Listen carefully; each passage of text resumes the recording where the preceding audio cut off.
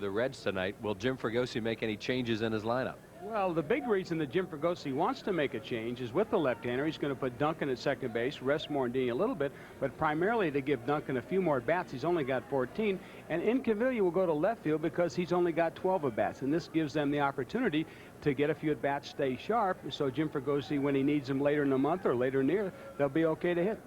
Well, it'll be the Phillies and the Cincinnati Reds tonight. Phillies go for their first three-game sweep of the Reds here in Philadelphia since 1968. We'll be back with the lineups right after this.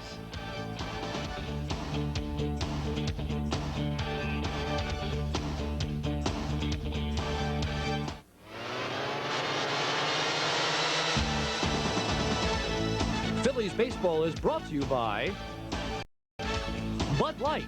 If you want the great taste that won't fill you up and never lets you down, make it a Bud Light. By your local Sherwin-Williams paint stores. The pros know, ask Sherwin-Williams, a participating sponsor of Major League Baseball. By Mellon PSFS, the official bank of the Phillies. By the Bell of Pennsylvania Yellow Pages, no other book can match it, a Bell Atlantic company. By Texaco. By Coca-Cola, it's always Coca-Cola. By Cento. By Pizza Hut. Call Pizza Hut Delivery now and have your pizza by the 6th inning. By Jiffy Lube, America's favorite oil change. And by Independence Blue Cross and Pennsylvania Blue Shield. Carry us for life. And that was dinner for our favorite food critic. Everything was wonderful. Something else to drink, monsieur? Yes. Make it a Bud Light, please. I'm sorry, monsieur. We have run out. Really? Well, that does change things a bit, doesn't it? If you want great taste that won't fill you up and never let you down, make it a Bud Light. Phillies chili. Quaint atmosphere. Is that a tip or did you just lose some change? Charming service.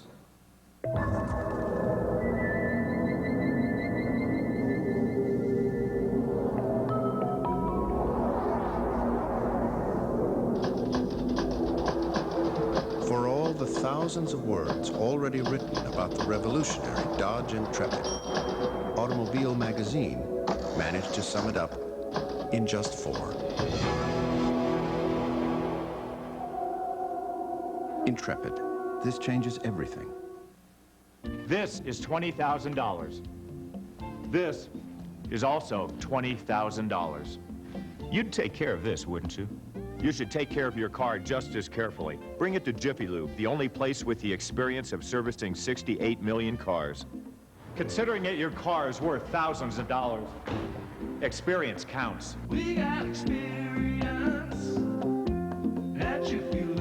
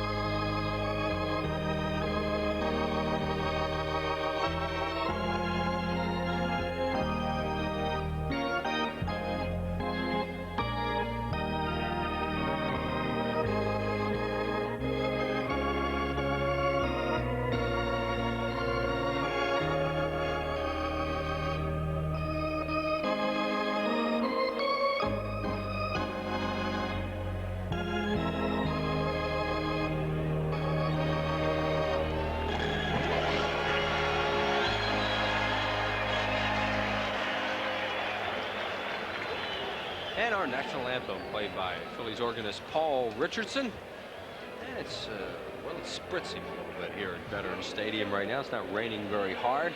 See, it's overcast. There are the numbers. 58 degrees, wind from the west at 8 miles per hour.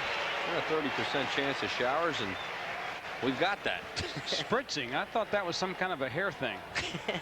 It's a Pennsylvania Dutch term. Ah, okay. Here's your Sherwin-Williams starting lineup tonight for the Cincinnati Reds. Juan Samuel again replacing Bip Roberts. Roberto Kelly in center field. Barry Larkin's the shortstop. Chris Sabo at third base. Randy Milligan will bat fifth. At first, Gary Varsho in left at sixth. Reggie Sanders, the right fielder. Joe Oliver bats eighth on the mound. The left-hander 0-1. Tom Browning.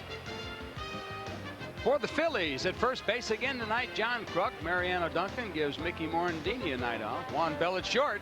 Dave Holland secures the hot spot at third. Pete Incaviglia in the lineup in left field. Lenny Dykstra in center. Wes Chamberlain, a great catch last night, back and right. Here in Dalton behind the mound, and Big Ben, 6'6", all of them on the mound. Ben Rivera. Jay says big, 6'6", 230-pounder, 24 years of age, from San Pedro de Macorís in the Dominican Republic. Originally signed by the Atlanta Braves in 1986, coming over to the Phillies in a deal last year for Donnie Elliott. Big Ben 0 for 1, the only loss by a Phillies pitcher this year, coming on opening day when he got bombed around by the Chicago Cubs.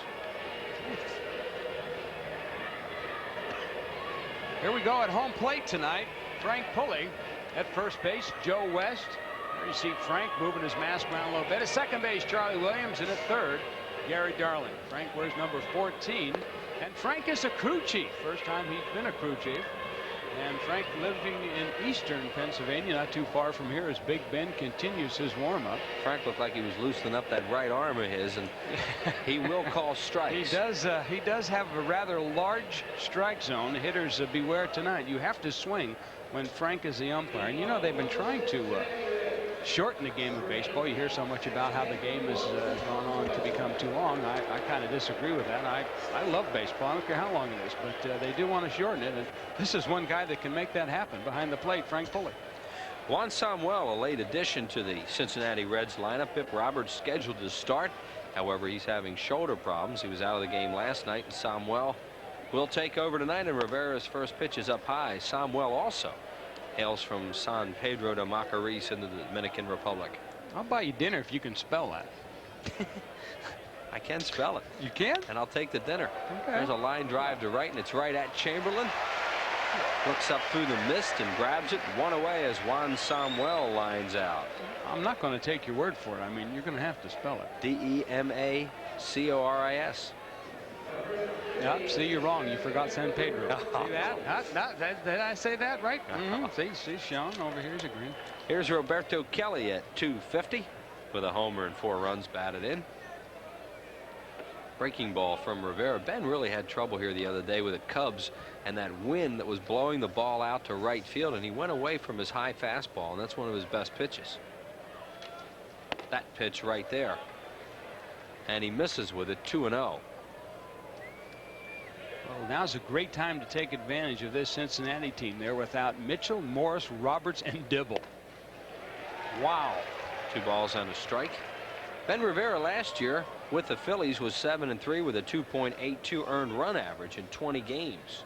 7-4 overall with the Phillies and Atlanta, as this ball's fouled out of play, and had a 3.07 ERA. He has one decision against, or his 1-1 lifetime against the Cincinnati Reds. There you see Kelly required from the Yankees for Paul O'Neill during the offseason. There's a good breaking ball from Ben Rivera, and he got Kelly to pull off it. Hit it off the end of the bat, right back to him. 2 up and 2 down. Ben retired the side in order on opening day before running into trouble. Watch his fastball. You see Rivera, actually it's a breaking ball. Excuse me. He got it up in the strike zone. Kelly pulling off, looking for the fastball. Hit it right off the end of the bat. Nice pitch. And that'll bring up Barry Larkin. Barry at 281 with a couple of runs batted in. He's yet to homer. 1 ball and no strikes to Larkin with Sabo to follow. Larkin probably one of their hottest hitters as of late. Last night didn't get any hits, broke a 5-game hitting streak, but he's going to put some numbers on the board for this club. There's a curved ball that Johnny Padres taught Rivera last year. 1 ball and 1 strike now on Barry Larkin. Just underway. Glad you joined us. Chris Wheeler with Jay Johnstone and Gary Maddox later on Prism. High fastball fouled away. Hitters will chase Ben Rivera's high fastball. There's Johnny Padres. Boy, did he have a World Series in 1955. I'm telling you, when you run into Dodger fans and they see Johnny, it's reverence. They just love him.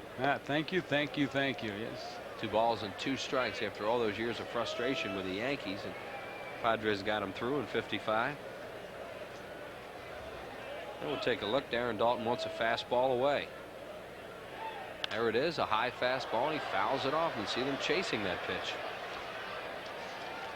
Larkin probably the only real, well, besides Sabo, the only real home run threat in the Cincinnati lineup. Last year he hit 12 home runs. The year before he had 20. And they miss Mitchell, who they think is going to add some power to their lineup. Now, I talked to Kevin today, and he thought he'd be ready to play tonight, and he thought they were going to put him in the lineup, but they decided to keep him out again. Curveball. Bell has to charge, throws on the run. A nice play by Juan Bell. Easy inning for Big Ben. No runs, no hits, no errors, nobody left on base. Phil's coming up in the first, no score. My mama told me you better shop around. Shop around. You better shop around. My mama told me you better shop around. Shop around. You better shop around. I always go to the shopping center 9 out of 10 people use. The genuine Bell of Pennsylvania Yellow Pages. 9 out of 10 use it. No other book can match it. A Bell Atlantic Company.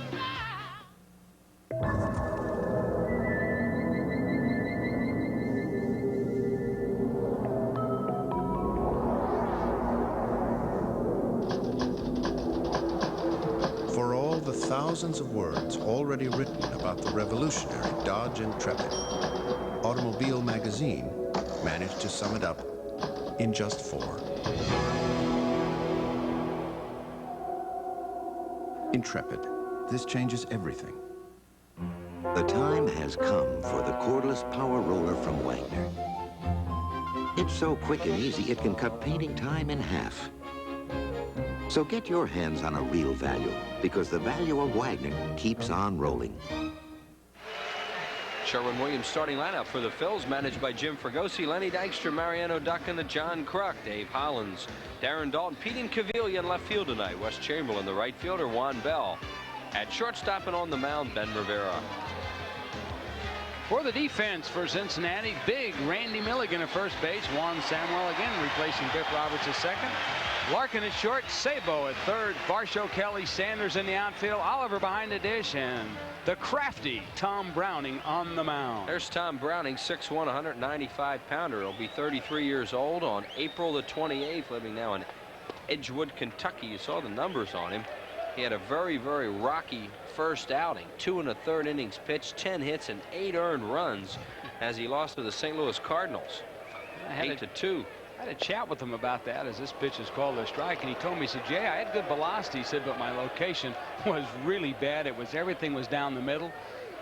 Browning will throw a fastball, a curve, a slider, and a change, and he'll move everything around, up and down, in and out of the strike zone. Injured his left knee last year on July the 1st at the Astrodome when a collision with Scott Service, was out for the year. Dykstra fights off a fastball and lines it right to the shortstop Larkin, 1 away.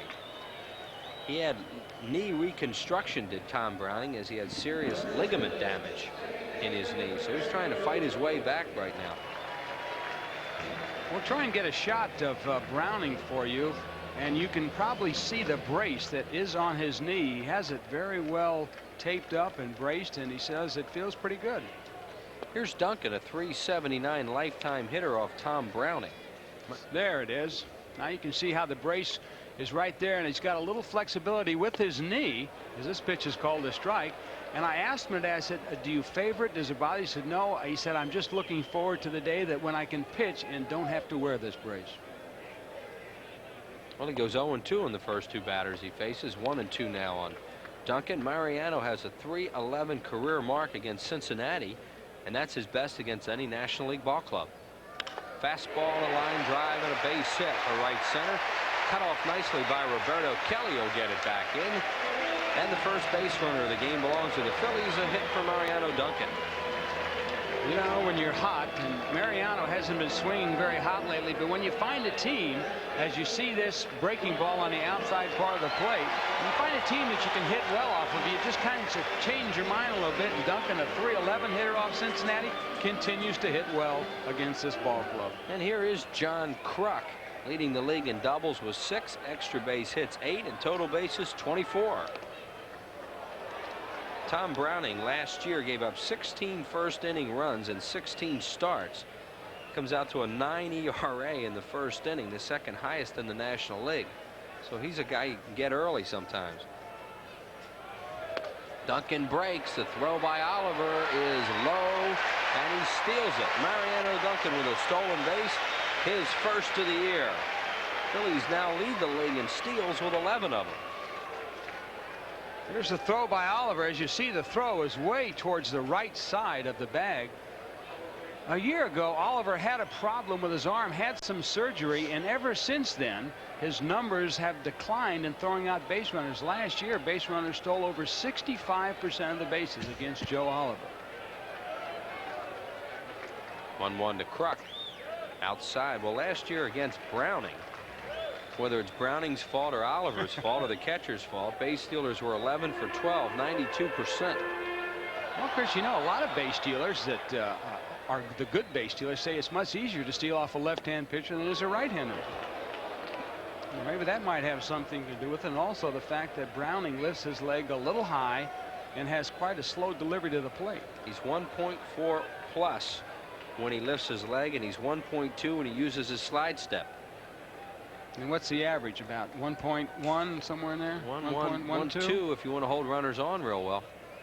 Kruk takes a breaking ball outside. Kruk and Browning, as we look at Mariano Duncan, at one time were teammates in amateur baseball, and were told by their coach that neither one of them had a future in the game.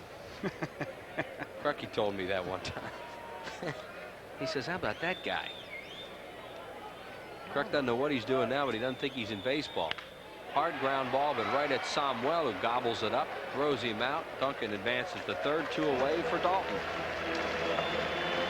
Well, I guess he just wasn't a good evaluator of talent at that particular time. Darren Dalton, what a start he's off to. Oh, excuse me, I mean Holland's the batter. Holland's batting .333 off left-handed pitching, and this is his stronger side. Career .319 hitter against lefties.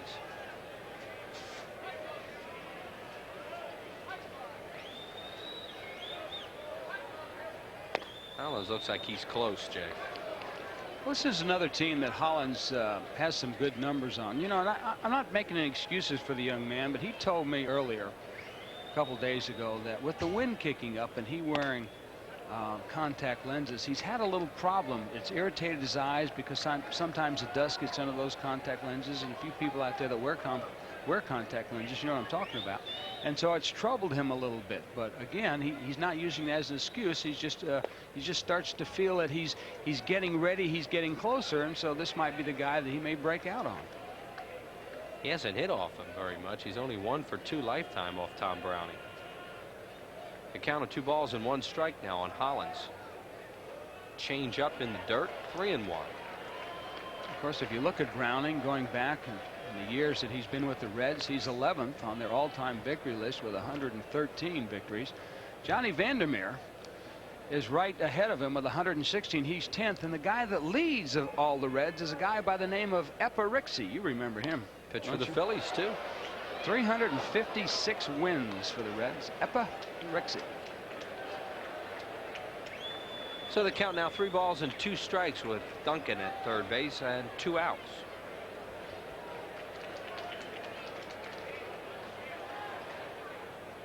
He shook off changeup, fastball in. He goes with fastball away and gets it. Hollins thought the ball was outside.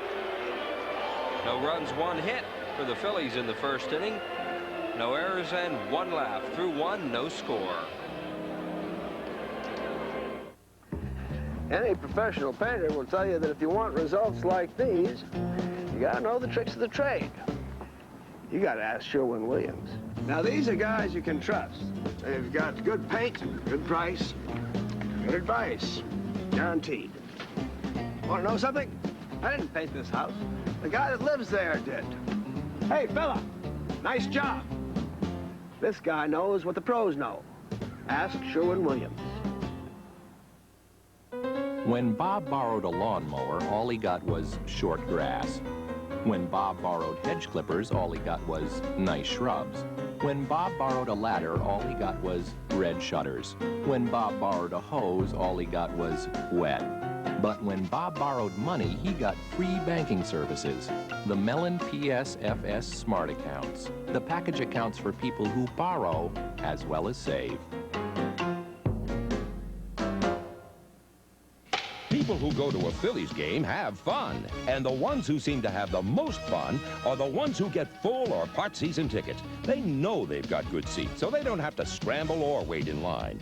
Get the best seats with the least hassle with full or part season tickets. And you can get guaranteed box seats for 13 games for just $130. For more information on all the 1993 season ticket plans, call 463-5000. Cento Italian Food Products is rooting for the Phillies this season. For every home run, Cento will donate $200 to the Philadelphia Child Guidance Clinic. Cento has a full quality line of Italian tomatoes, all-purpose crushed tomatoes, tomato puree, and Italian peeled tomatoes. They've already given $2,000 this year. Besides, the food's good. It's real good. Here's a pitch that ended the first inning, the 3-2 fastball to Dave Hollins. As Harry would say, that was on the black. And as Whitey would say, the black is a ball. Yeah, that pitch is outside, but usually Frank Pulley will call those strikes. He expands that strike zone a little bit. And Dave Hollins was not happy, but he'll usually be consistent all night with it. Sabo, the batter, at 226 with a homer here last night, the only run of the game for the Reds. And Ben Rivera fires one on that outside corner. 1-1 on Sabo. He'll be followed by Randy Milligan. And then Gary Varsho. Sabo having a lot of trouble with an ankle last year. Says he's healthy this season. Good pitch by Ben. Strike two. In fact, yesterday with that home run that Sabo hit, it broke a string of what, 31 straight singles? Yeah. Then they got 5 more after that. Breaking ball in the dirt. Peel to first. Joe West says no swing. Reds come into play tonight in last place in the National League West with a 2-6 record. They're 1-2 at home, 1-4 on the road. Last year they finished second with a 90-72 record, 8 games behind the Braves. That's outside, and it's 3-2. A lot of people thought that this would be the team, and still could be, and probably will be, the team that gives the Braves the most heat this year. Well, it is early. Threw him a 3-2 breaking ball, looked like, Jay, and got him. Good pitch, too. Because you know that the strike zone that Pulley has is a little wide. Watch where he throws this breaking ball. It's a slider just on the outside part of the plate. Sabo went after it, could not hold up. I think Pulley called it on the swing, not the pitch. Yes, he did. Milligan, the batter. And the pitch is high, ball one. Ben doesn't throw that many sliders. He'll throw them to right-handed batters. He uses his curveball a lot to left-handed hitters. There's a curveball to a right-handed batter. He'll throw it a lot to right-handers too, I guess. He's come up with such a good curveball that he really likes it. Well, obviously what Padres has taught him is starting to pay off, because remember last year he struggled with that pitch as that one just misses outside. Ben has really small hands for a big guy, and he gets a heck of a lot of spin on that curveball. Good fastball. It's a fastball up there in a hurry too. Yeah, he threw that pitch. 2-2. Do you know that the Reds are only one of 2 teams that have a winning record here at the Vet, the other being Atlanta? I was kind of surprised at that. Look out. Fouled away. I thought Cincinnati, when the Phillies, of course, when I was here, and Gary and that, we used to play the Reds pretty tough in this ballpark. But going back over the years since 1971, Reds have posted a 72-win, 60-loss record here in Philadelphia. Very impressive, because the Phillies are a good home team. There's that curveball again, and he gets a base hit. Milligan waited pretty well on that one and slapped it back through the middle. And the Reds pick up their first hit, a single to center. There's one out. Milligan lifted his foot up, then had to wait on the curveball, but what made him able to hit the ball, even though he hit it weakly, was he kept his weight back and he drove it up the middle. If you try and pull that pitch, or you try and jump all over and hit it hard, you're going to pop it up or ground it to the third baseman. You got to drive that ball back through the pitcher, and even though it was hit rather softly, he was still able to get it up the middle on turf. Here's Gary Varsho. Takes a breaking ball outside. Base stealers against Ben Rivera last year had a 79% stealing rate, 15 out of 19. He has a little trouble holding runners on because he has a high leg kick. He's trying to get better at that.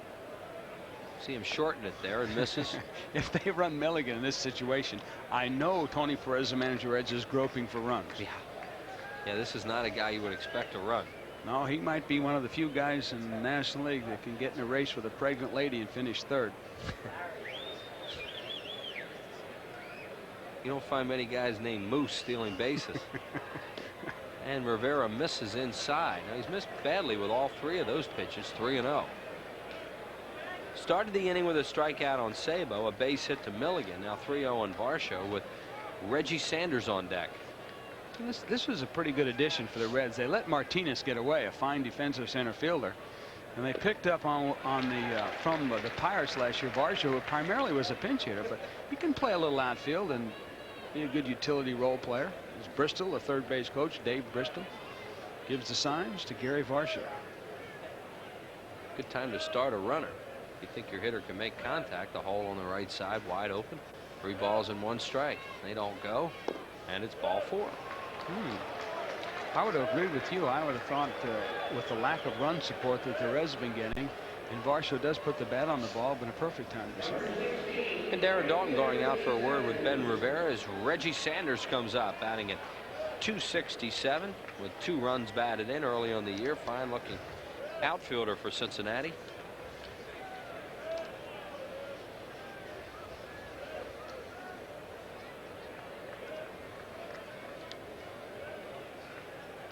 Both teams with a hit. As of yet, no score. We're just in the 2nd inning early on. Reds have runners at first and second. Sanders, a 7th round draft choice back in June of '87. He's put a couple of good solid rookie seasons together.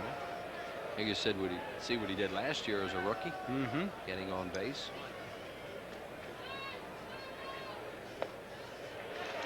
Not only from the offensive side, he's done very well in the outfield in a limited role. He tied Paul O'Neill with assists last year with 11. Both of them had 11 to lead the Cincinnati club. So he's got a pretty good arm. And last night we saw it when there was a shot to right field and Larry Boa held the runner up. They didn't want to test his arm here on AstroTurf. With Darren Dalton coming up, and Dalton promptly delivered a 2-run single. Now he flopped that curveball up there and didn't get it near the strike zone. It's 2-1. Here are the runners at second base. Randy Milligan and Gary Varsho on at first. There's 1 out. Yeah, a little more credit to his acclaim. He was also voted by all of the National League managers to the rookie team in the National League last year. Rivera's a little fidgety out there right now. He stepped off a couple times.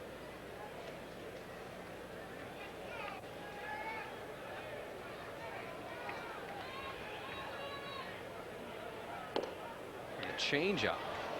And missed high with it, 3-1. So Reggie Sanders in a good hitting situation now with 2 men on base. Fans here have been so used to watching Phillies pitchers throw strikes, they're getting restless. Well, you're right. It's a good hitting situation for Sanders, because if you're standing in there, no matter how old you are, how young you are, 3-1, you're looking fastball all the way, and if it's not there, you take it. And he overthrew that and missed badly with it, and it's ball 4. So they're loaded right now for Joe Oliver. And here comes Johnny Padres out to talk to his young right-hander. Phillies coming into play tonight have the lowest opponent's batting average, only 192 against them, and the 4th lowest ERA in the league at 2.84. And they have not been walking many batters.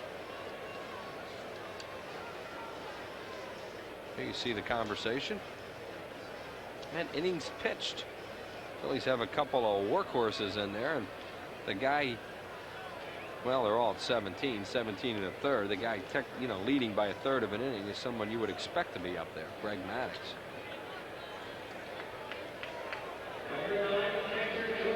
And Jim Fregosi looks on as his young right-hander in some trouble now with the bases loaded for Oliver. Reds catcher.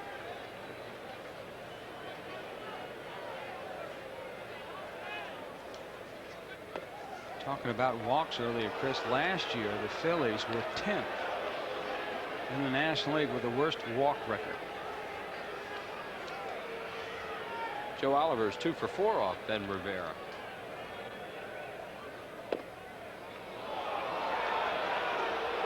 And you got an umpire behind home plate who wants to call strikes and likes to call strikes and is not able to right now.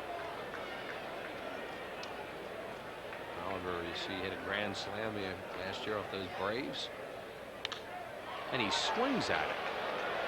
Chamberlain, fairly shallow, comes in, makes the play. They're going to send the runner. The throw is strong. And he's out at home plate. And Milligan may have hurt his knee as Darren Dalton put up a roadblock. Joe Oliver swings at a 2-0 pitch, and Wes Chamberlain makes a strong throw. Watch Chamberlain set himself. He's moving forward. He catches it on the side and then makes a good over-the-hand toss just in front of the plate, giving Dalton time to catch and turn into the runner. As you see, Dalton's shin guard on the left leg catch Milligan on the left knee. What a block by Dalton and a nice throw by Chamberlain. No score. May I help you, sir? Yeah, I'll have a Coca-Cola. You sure you want a Coke? Yeah, I want a Coke. Okay, pal. How did you order a Coke? It tastes good. I didn't care if it was a Coke. You just want I'll just have a cola. I'll just have a cola. I'll just have a cola. Need a drink, sir? I'll just have a... You'll just have a... I'll just have a Coke. Ooh. Hear that, guys? A Coca-Cola. See ya, pal. Oh. So we had this idea. Why not open a place where people could walk in and a couple of minutes later get an honest-to-goodness meal? It's a place called Boston Chicken. A place where the kitchen's built around ovens instead of microwaves and fryers. Where the chicken's never frozen and the mashed potatoes are made from scratch. Of course, this isn't a radically new idea, although a lot of people seem to think it is. Introducing Boston Chicken, the freshest thing going. Now try our individual meals at Boston Chicken starting at just $3.99. Did you know Texaco puts System 3 in every grade of gasoline? System 3 gets high marks in every grade, which is a lot better than I ever did. My dad says Texaco puts System 3 in every grade. I'm in the 4th grade. Of course! That's why I always fill up with System 3. What do I look like? Don't say it. Visit your Texaco station. I can get the tires rotated, the car lubed, and still get home in time for the game. Mow the lawn. For unbeatable System 3 gasolines and so much more. Mow the lawn. Mow the lawn. April 20, 21, and 22, the Phillies play the Padres, followed by the Dodgers the 23rd and 24th, when fans 14 and under get a free card book, and Sunday, April 25th, for the Fanatic's birthday, when fans 14 and under receive a free baseball cap. And Darren Dalton leads it off for the Phils after that great plate block on Wes Chamberlain's fine throw from right field. You know, Chris, that's one of those plays where everything has to go right. Chamberlain's throw has to be on the money, one hop, and just in front of the plate, so it'll give Dalton time to catch and set himself. As this pitch is called a strike, and Dalton goes down without a swinging on a ball that just might have been a little outside, but Pulley with a big strike zone shows he's intent on trying to get this game over in a hurry. Watch this breaking ball. Well, fastball in the outside corner. I'll tell you, there are a lot of amazing things about that play that ended the inning as Pete Incaviglia comes up to bat at 250. One being, because it's fouled off, as wild as Rivera was, that Oliver chased ball 3 and hit that shallow fly ball to right field. The other, with Darren Dalton's bad knee, the way he stuck that out there into contact. I mean, this guy is really some player. My partner's having a little sneezing jag. Yeah, it just thrilled me so much watching that again for the 3rd time. I got all excited. I mean, that's a bang-bang play. And, you know, Dalton, there's a lot of catchers, as you mentioned, before this inning started, would just have a wave tag. They wouldn't even assert themselves to try and stop that run. Especially after you had your left knee torn up. Yes. 1 and 2 on Incaviglia, and he swings and misses. So Browning has struck out 3 in a row. 3 strikeouts for Tom Browning. Season tickets, don't forget, they're still available. Just call 463-5000. You don't have to see all the games. You can purchase one for as little as $130 for just 13 games. Best way to see Phillies baseball without any hassles is season tickets. Call 463-5000. Here's Wes Chamberlain, who made that fine throw from right field as he drifted back on the ball and then came forward. Wes batting at just 111 with 2 runs batted in. There's a base hit for him. Fielded by Varsho on a couple of hops. He gets it back in. So Wes Chamberlain has a 2-out hit, the Phillies' second hit of the game. The other thing, as far as Dave Bristol goes there, he has to send the runner as we take a look at Chamberlain's base hit because the pitcher was coming up next. There's a big hanging breaking ball, a bad location for Browning. This is what hurt him in the first game. He wasn't able to get that pitch down, and that one was just kind of hanging out there, the big sign on saying hit me. Juan Bell, the batter. Bell had a triple and a double last night. Browning has a real good move to first, and back goes Wes Chamberlain. You know what's nice to see, Chris, is the fact that even though Chamberlain wasn't hitting well, last night he made a great running catch on a ball right against the foul wall over there, and tonight he comes in and makes a nice throw to throw out a runner to keep the score, keep Cincinnati from scoring a run. You know, when you're not hitting well, you got to do things on the defensive side of the field. People forget that you got to go out there and play 9 innings defense. You only go to bat maybe 4 or 5 times. Strike call. There are 2 outs, and the Phils have Chamberlain at first base here in the second inning. No score.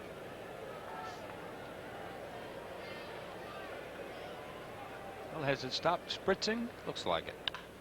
Fly ball to deep left field, but Varsho's right there waiting for it. He grabs it, and that'll do it for the Phillies here in the second inning. No runs, a hit, no errors, and 1 man left on base. Through 2, no score. Well, we're almost there. Yeah, 3 years of digging and digging. But soon, our first taste of freedom. Here we are. Push. What'll it be, boys? 2 Bud Lights, please. Sorry, fellas, but we're all out. If you want great taste that won't fill you up and never let you down, make it a Bud Light. You know, Larry, we really should carry more Bud Light.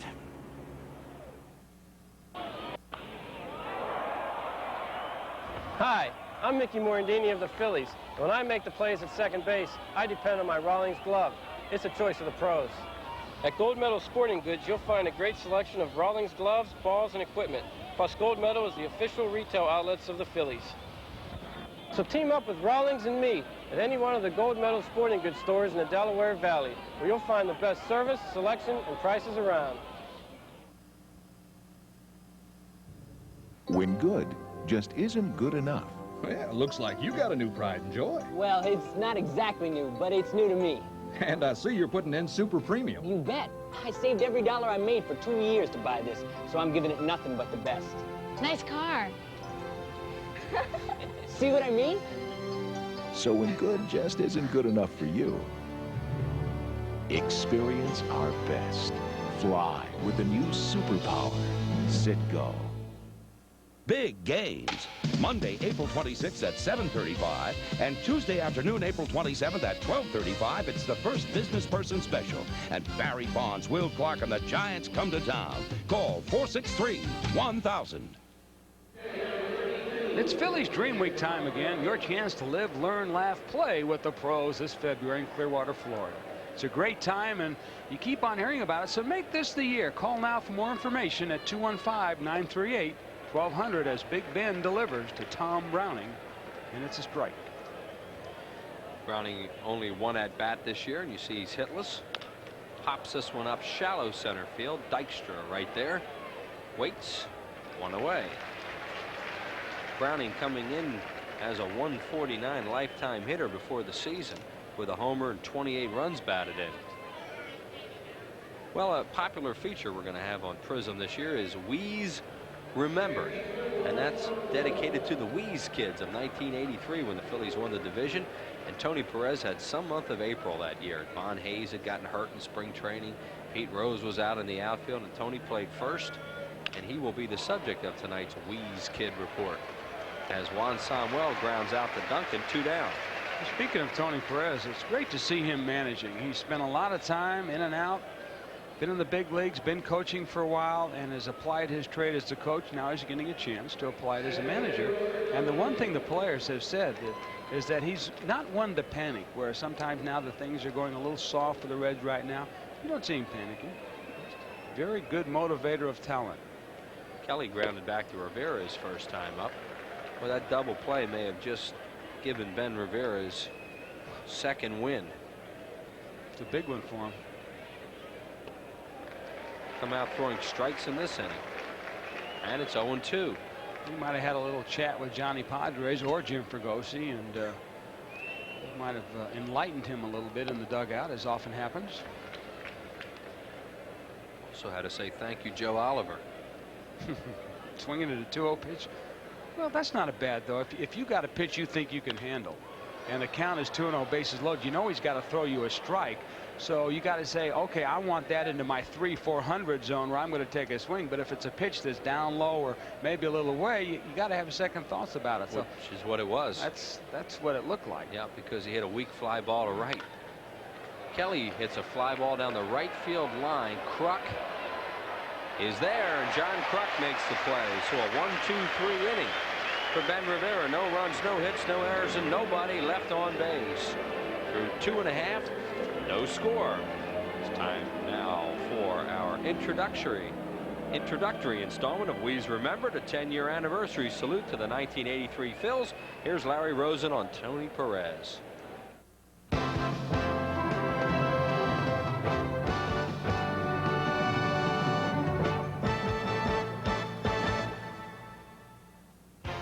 '83 was a season filled with unlikely heroes. As the season opened, it was a 40-year-old would-be reserve who stepped to the forefront. Tony Perez exploded out of the blocks to replace the injured Von Hayes and carried the Phillies on his ample shoulders through the opening chapter, a shining moment in an illustrious career. I'm supposed to be a guy who come off the bench and things like that with the injury to Von Hayes. I'm thanks to Pete to move to right field. To give me a room on first base because I was swinging the bat good. I got a chance to start the year good, and I helped the Phillies right there with, you know, close to first place. And then when we start playing good in August and September, we just clinched our division. That was fun. I enjoyed every time, and that's what I said before. I will remember '83 as the year, one of my best years in baseball. 1983, the Wheeze kids. Tony Perez, who did a great job for the Phillies that year. And as we mentioned, Larry Rosen will have those features throughout the season. So we hope you'll enjoy them. That was quite a team. You know, even I enjoy them because it's kind of like going back and reminiscing a little bit and seeing some of those things in the replays and what happened. And, you know, even though you see the game a lot, you have a tendency to forget. But those little things by Larry Rosen are really neat. Here's big Ben Rivera leading it off, and Browning's pitch is down low, ball one. Rivera getting his first at bat of the season, or actually his second at bat. He was 0 for 1 in his first start. And this pitch is high, 2-0. Ben lifetime is an 0-91 hitter, 3 for 33 with 2 runs batted in. He's got quite a big strike zone to cover, you know, there, Wheels. Yeah. And with Frank Pulley behind the plate, it's doubled. And he misses low, and it's 3-1. Browning does not walk many batters.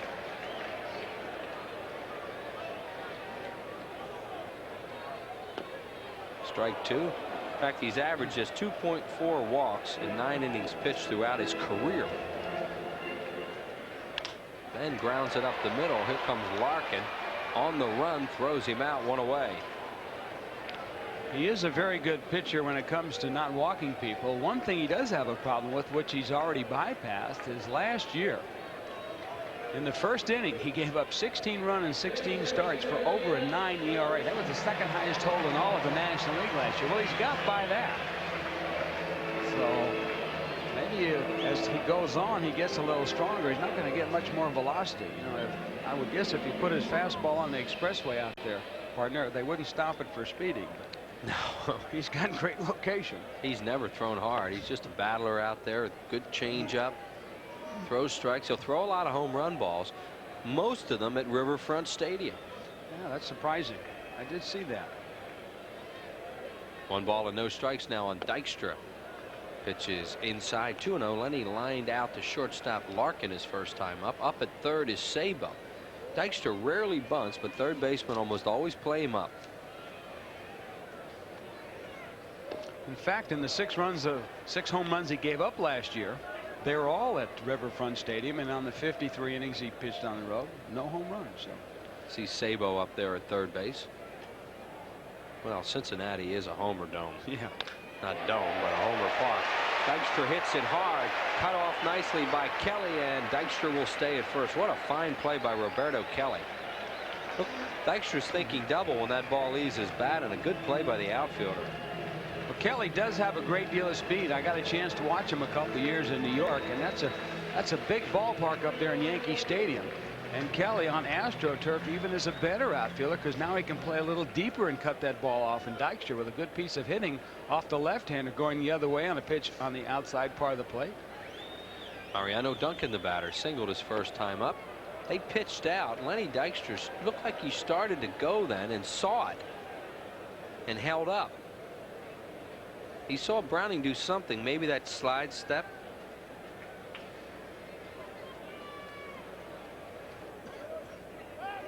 Well, I would think the Phillies, when they get the opportunity, ought to try and steal all day long off Browning, because we gave you the notes from last year. 11 of 12 base stealers were successful off him. And Oliver struggled a little bit with his throwing. He had 2 pickoffs last year, did Tom Browning, and a balk. But 92% of the base runners who ran on him were successful. And Lenny is tied for the league lead in steals.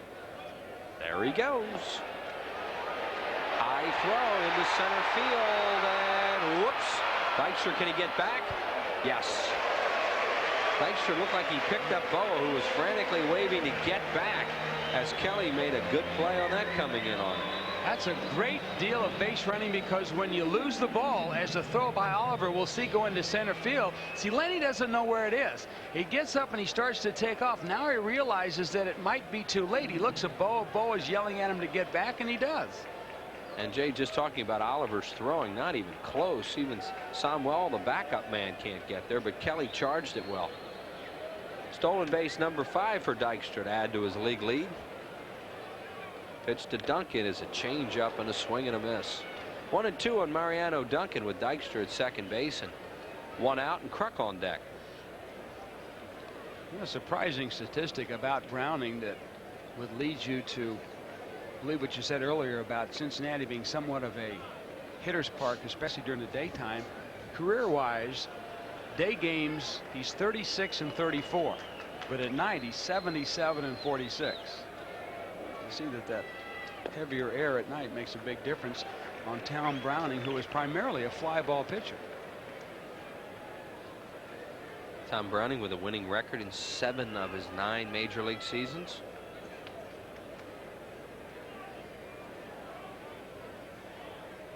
Duncan hits a weak ground ball to short. Here comes Larkin again. He won't get it.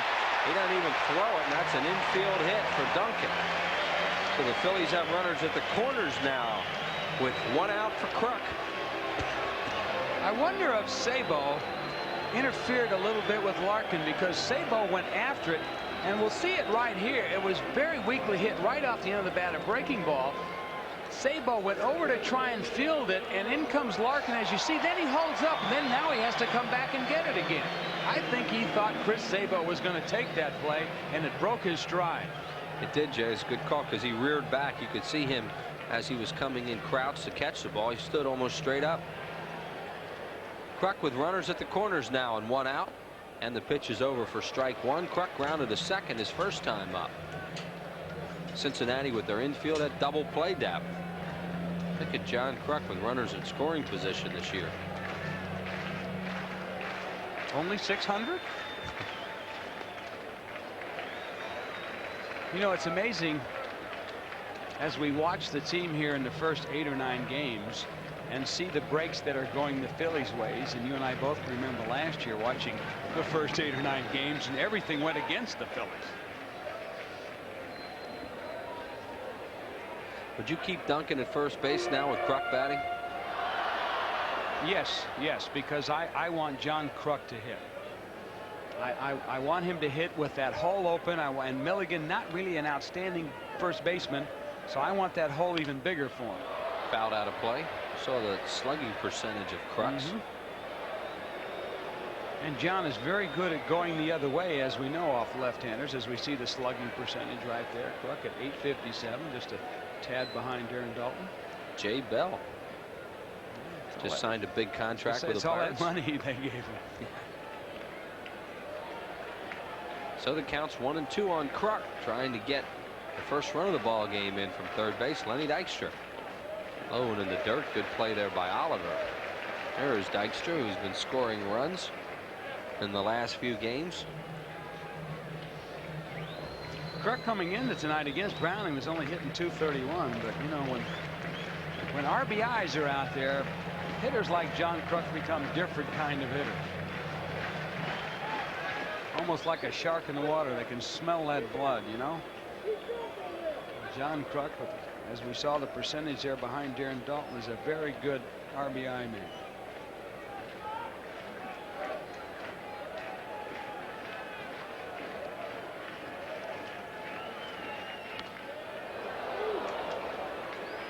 Off the screen behind the plate, still 2-2 on Kruk. Kruk spends a lot of time talking to himself up there. Swings at this almost twice. Whoop, whoop.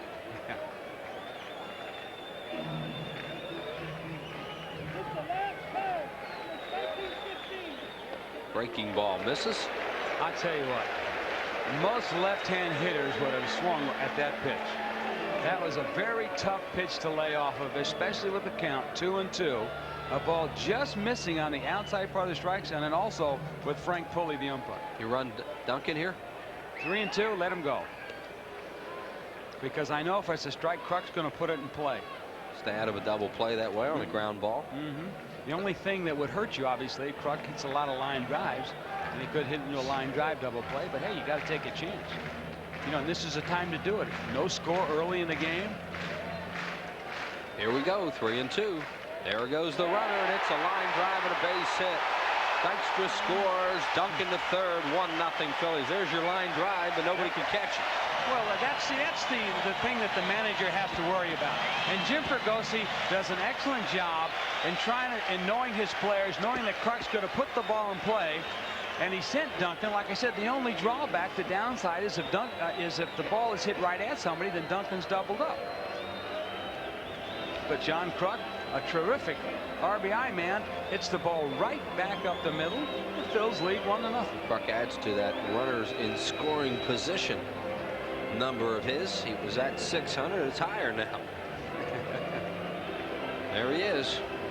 Off to another great start. He hit .407 in April last year.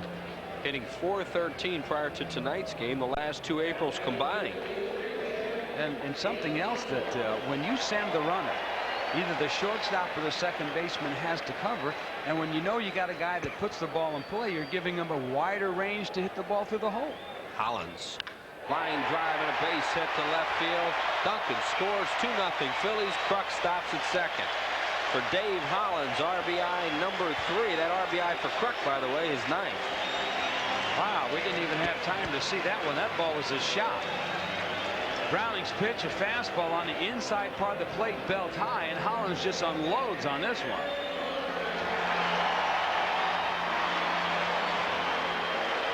And Varsho, all he can do is just try and get the ball back in. With Dalton stepping to the plate, Phillies lead 2-0 here in the bottom of the third inning with 1 out. And the Reds are getting Jeff Kaiser up, a left-hander who was in the game last night.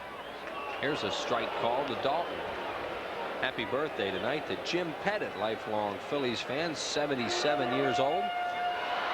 There is Kaiser.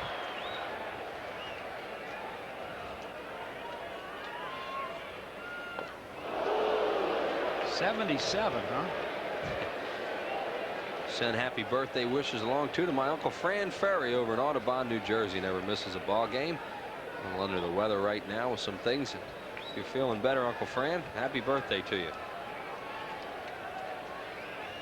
Dalton checks the appeal to third. Gary Darling says no, and it's 1-2. Darren struck out his first time up. It's kind of like the interesting note Larry the Shank Barron sent us, PR director for 30 years for the Phillies, about Richie Ashburn in his 31st year as a Phillies announcer. He'll probably be doing it when he's 77. He is, isn't he? Fouled out of play. You said it.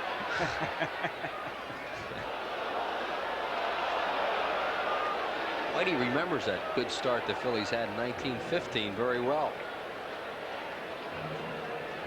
Fans having a field day going after that. You know, it's surprisingly.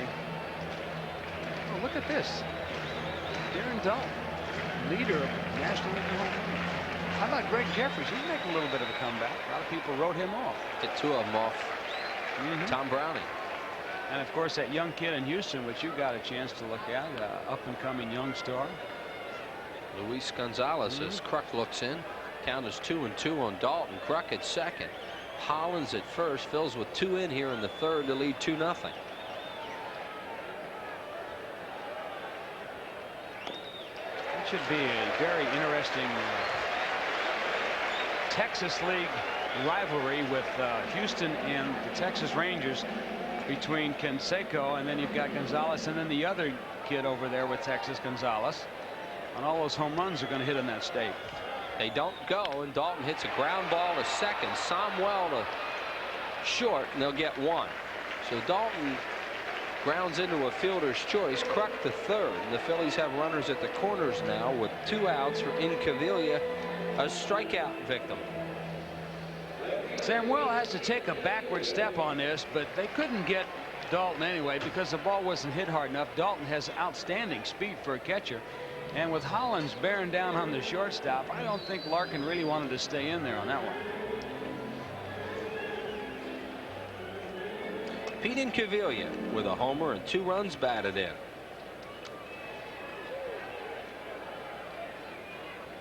Takes low ball 1.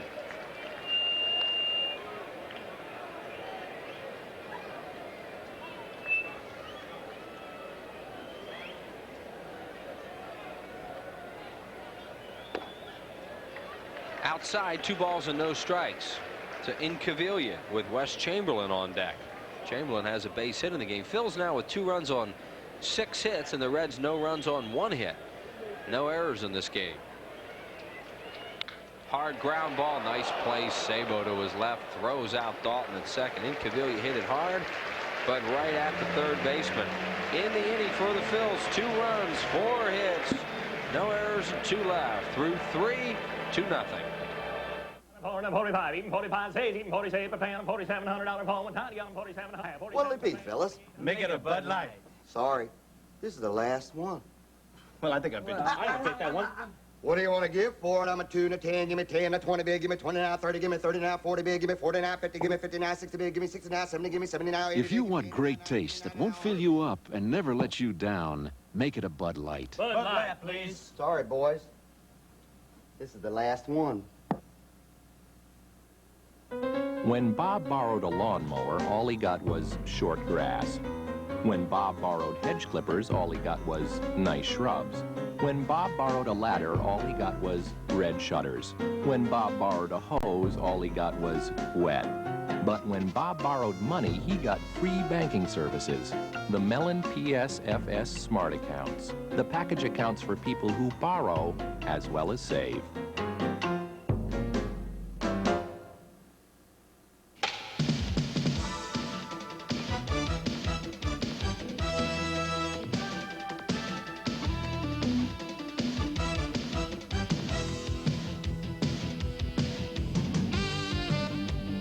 The Phillies play Lasorda's Dodgers with Darryl Strawberry and Eric Davis, Saturday, April 24th at 7:05. Free baseball card books for all fans, 14 and under, compliments of Donruss. Reserve your tickets now. Call 463-1000. Back here at Veterans Stadium, Chris Wheeler. Gary Maddox joins us right now. Let's talk about Wes Chamberlain's play in right field. Okay, that's a good idea. We haven't had a chance to show it again, but Wes moved to right field last year. Remember, he feels a lot more comfortable there. But look how he positions himself, comes up, makes a good, strong throw. And the play right here is Darren Dalton. He gives him a little look at the leg and then jams it in there. Milligan's knee got kind of landed on Dalton's spikes there. Here you see, look at Chamberlain. Good position so that his momentum is going forward. Makes a good play right there. Fires it. Boom. Phillies are doing everything right. Boy, look at Dalton's leg out there. Man, that's how Mike Heath got him in 1986, and all his problems started after that.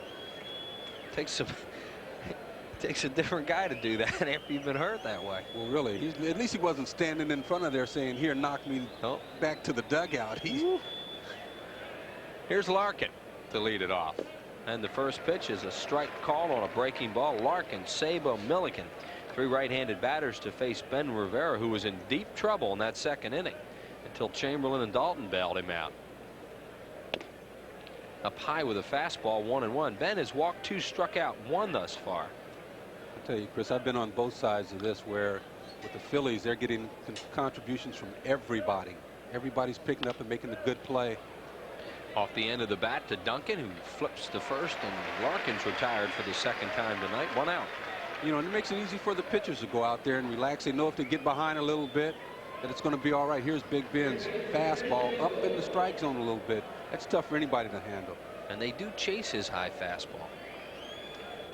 Chris Sabo, the batter, he struck out on a 3-2 slider his first time up. Let's contrast that with the Cincinnati Reds. I mean, getting no production offensively.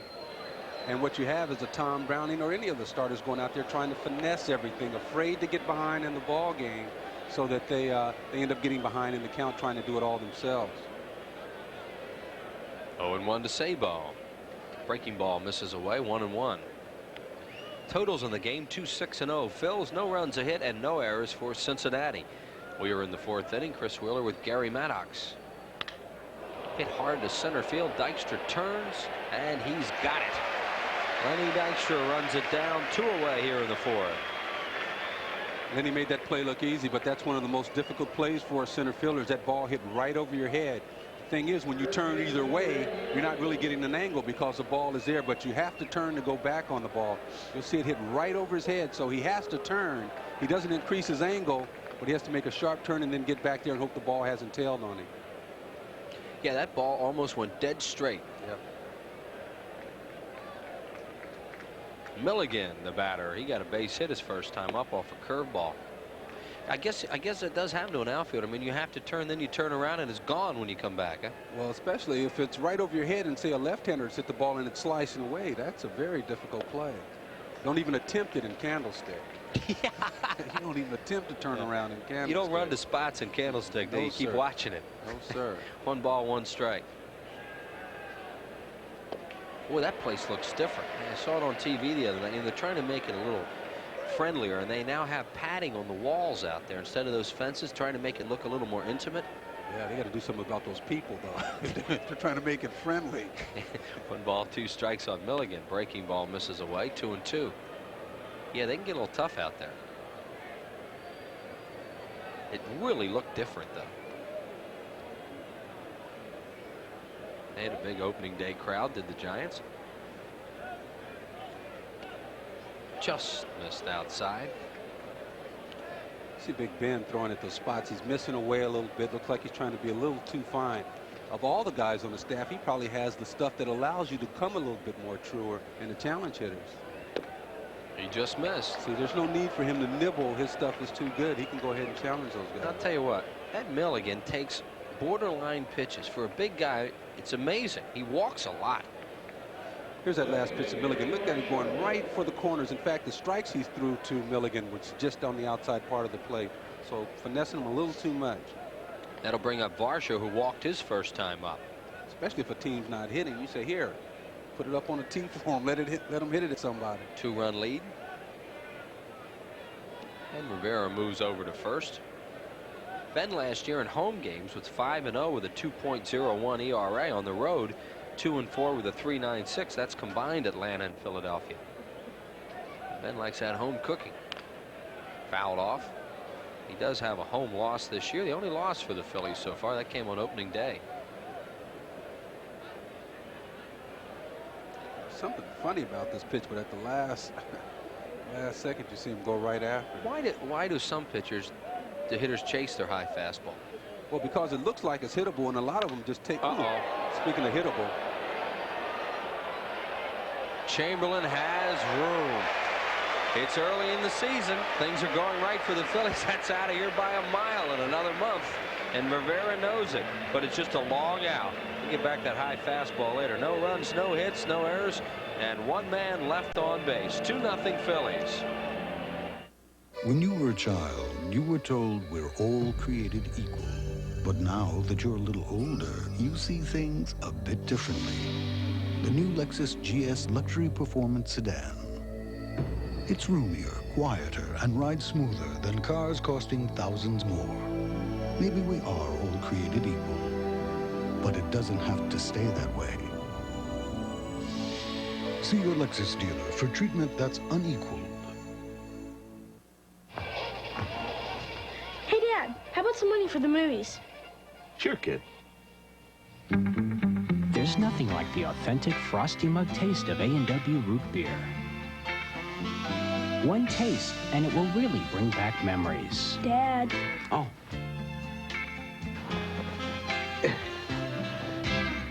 A quarter? Get some popcorn, too. A&W, our Frosty Mug taste brings you back.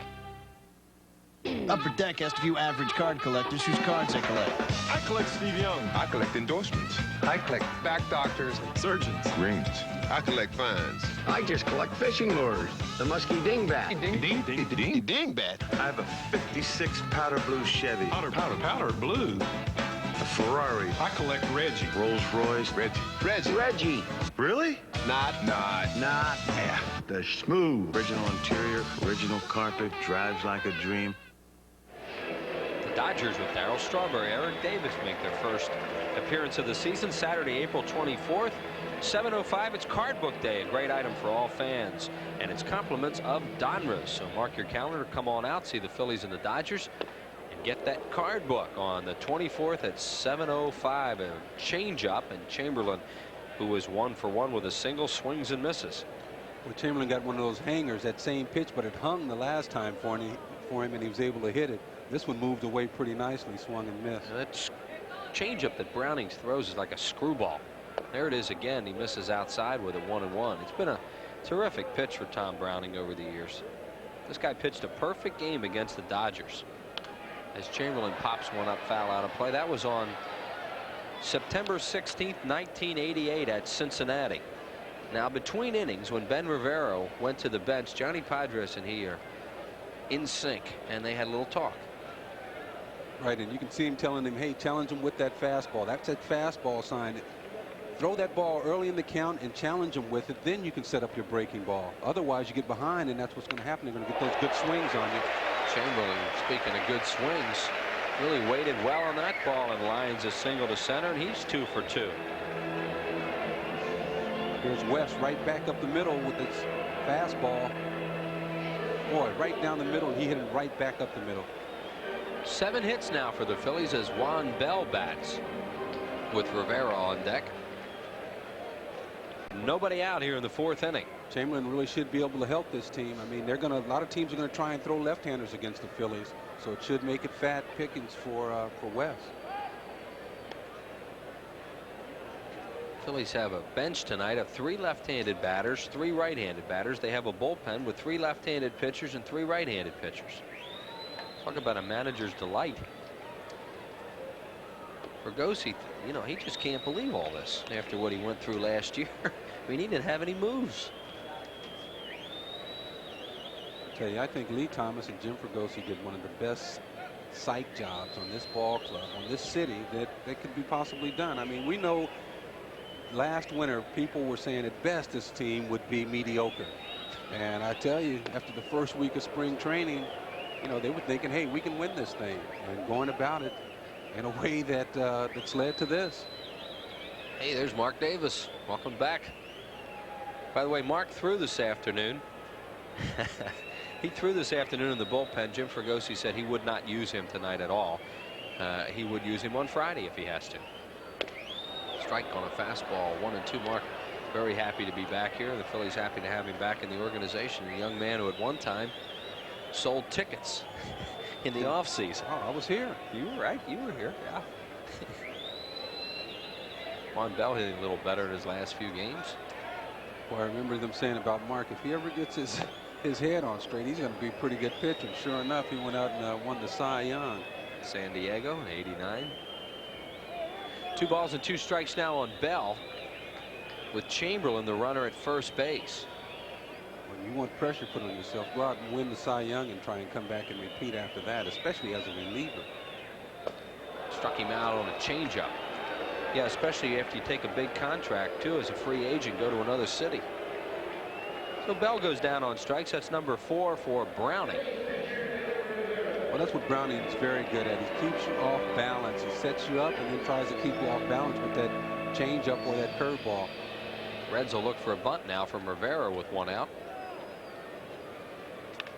And he gets it down foul.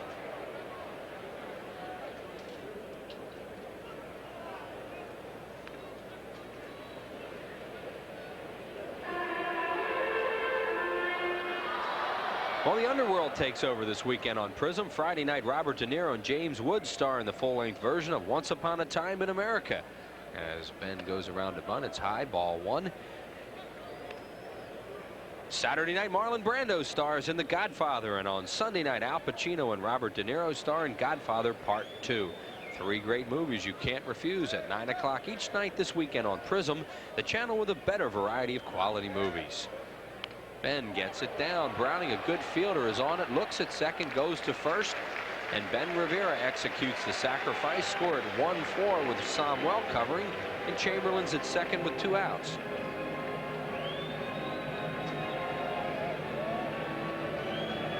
Here's Browning off the mound. The field is bunt by Rivera. You'll see him look at second base. He's there in position. If he thought he had a chance, he was ready to go there.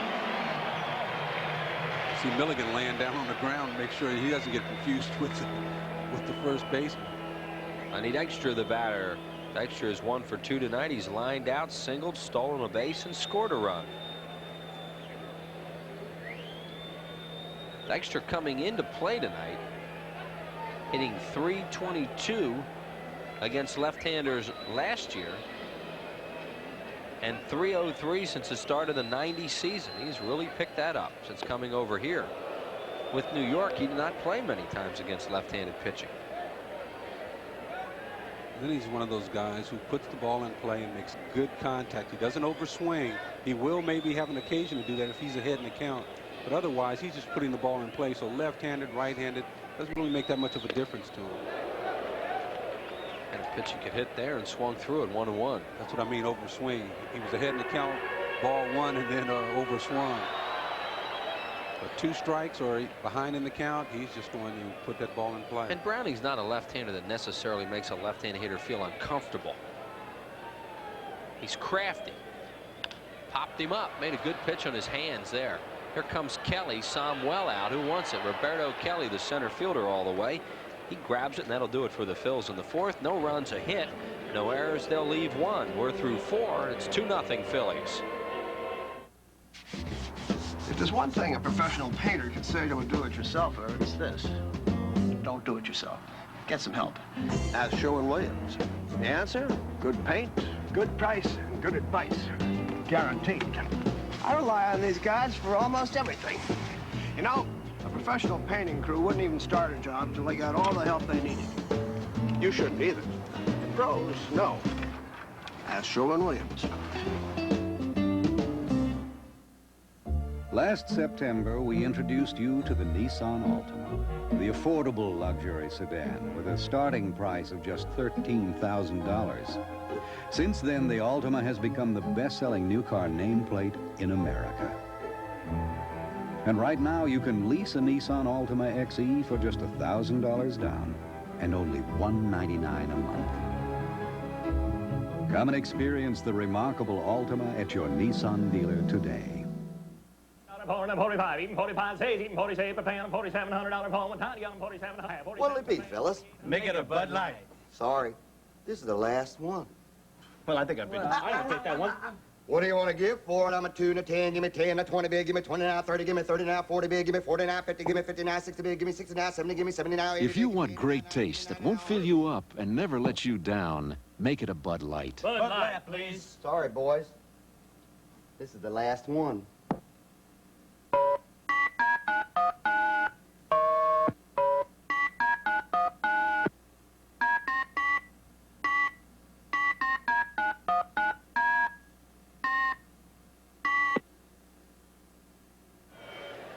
reminder that this copyrighted telecast is presented by authority of the Phillies and may not be reproduced or retransmitted in any form without the express written consent of the Phillies. You got that, folks? Yeah, man, you're good at that. Is that what Harry Callis taught you? Yeah, It made you in awe of him? Yeah, he taught me. Yeah, I'm in awe of him, right. I read that article. You were in awe of Harry Callis. I said that was one of the best articles I've ever read on Harry. Terry Benton wrote that in the Inquirer, except for the line that said, "I'm in awe of Harry."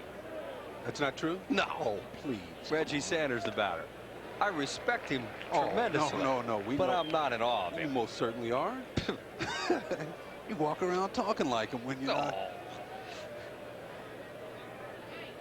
Think of the roads he and I have been down. Really? Sanders, Oliver, Browning. Chris, you were right on about Tyler Green, too, being sent out. I knew you had the inside information on what was going to happen. Well, that was a good move for Tyler Green to let him go pitch somewhere. They have to find out some things about. There he is, the man we're in awe of. You are. There's your idol, right? Look at him. Is he a beauty? Okay, pal. We say swing and a miss by Reggie Sanders. He got him. That's strikeout number 2 for Big Ben. 1 away here in the 5th. There's Harry the K again. Just did a he struck him right on out of there. See there? And he did. A good fastball right down the middle. That's what Johnny Padres was talking about. Joe Oliver, the batter. Game really turned as far as the Reds are concerned, and Oliver's at bat in the 2nd inning. Bases loaded, a 2-0 count. Oliver swings, hits a shallow fly ball to right field. Turns into a double play and a strong throw by Chamberlain. Out of the inning is Ben Rivera. Ben Rivera was in trouble in that inning. You know, you have something like that happen to you, all of a sudden you might feel a little bit better as we look at his pitch count. Easy. Especially when your team comes back and help you out. Oh, high fastball there. Now let's get back to that. Why do some hitters chase a certain guy's high fastball? Well, the high fastball is right there by your eyes, and you can see it. It looks like it's hittable. It looks good to you. It's eye high, but getting your hands up there on top of the ball is a problem. That's where the problem comes in catching up with it. You see it nice, but your hands just can't get up on top of that ball the way you should correctly hit a fastball. Velocity? Oh, yeah. And the harder they throw, the harder it is to get your hands up there. That's why Ben Rivera can throw that high fastball. That's why you say, well, anything up, I'm not swinging at. Looked like he hung a curveball there. And Oliver hit it back through the middle for a base hit. Hit number 2 for these singles hitting Reds. Now, see, if you take something off of it and you throw it high, yeah, you can hit those all day, as Oliver just showed you. Hanging breaking ball. Now the Phillies will look for a bunt from Browning, as Joe Oliver is a 1-out base runner. Be alert now as good Rivera or the fielder, because you have a catcher running at first. You might have a play at second. He bunts it too hard. Strike called to Browning. Very important to get ahead. I mean, with Tony Perez and his ball club struggling, a lot of times the pitcher gets behind the pitcher and, you know, they'll put a hit and run on, try to get something going there. So it's good for Rivera to get ahead in that situation. Browning bunts it foul, first base side. So now it's 0-2, so probably leave it on. There's Dave Bristol going through the signs. He's changed those signs. It's the same ones when he was here in Philadelphia. He used to have a series of areas that he touched, right? And then you add them up. The then you basic added them. 4 areas. Yeah. There he goes. Yeah. I remember those.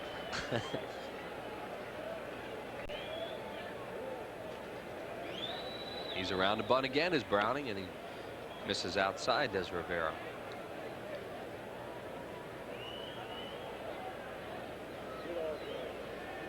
Tom Browning now 33 years of age, or actually he'll be 33 at the end of this month.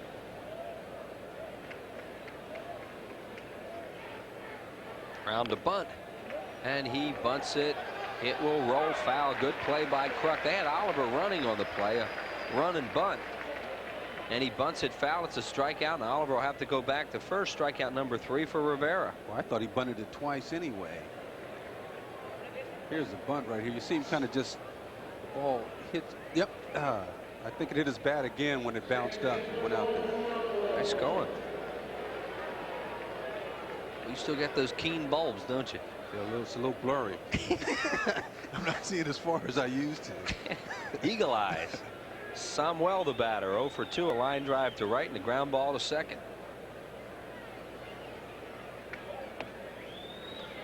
I'm a long way from the day I used to be able to see you from center field out there talking to your girlfriend.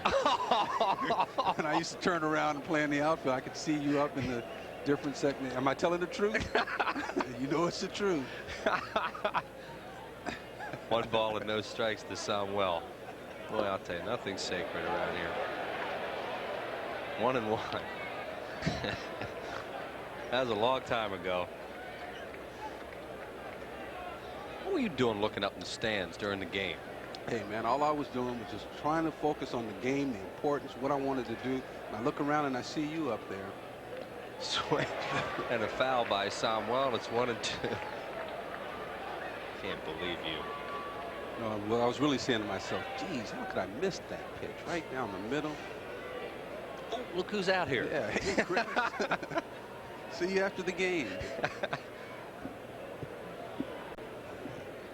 Joe Oliver, the runner at first base now with 2 outs, and the Phils with a 2-0 lead in the 5th.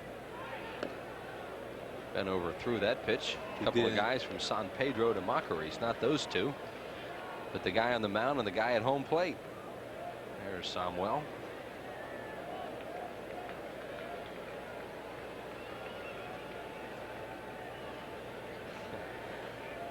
Two pitch on the way to Juan Samuel. Curveball struck him out. Samuel just quit on it, and Big Ben strikes out the side here in the 5th inning. No runs, 1 hit, no errors, and 1 man left on base. 4.5, 2-0. We're back. It's the 2nd annual Great American Ford Sales Event. Only your Ford dealer has 5 of the 10 best sellers in America. Ford Ranger is America's best-selling compact pickup.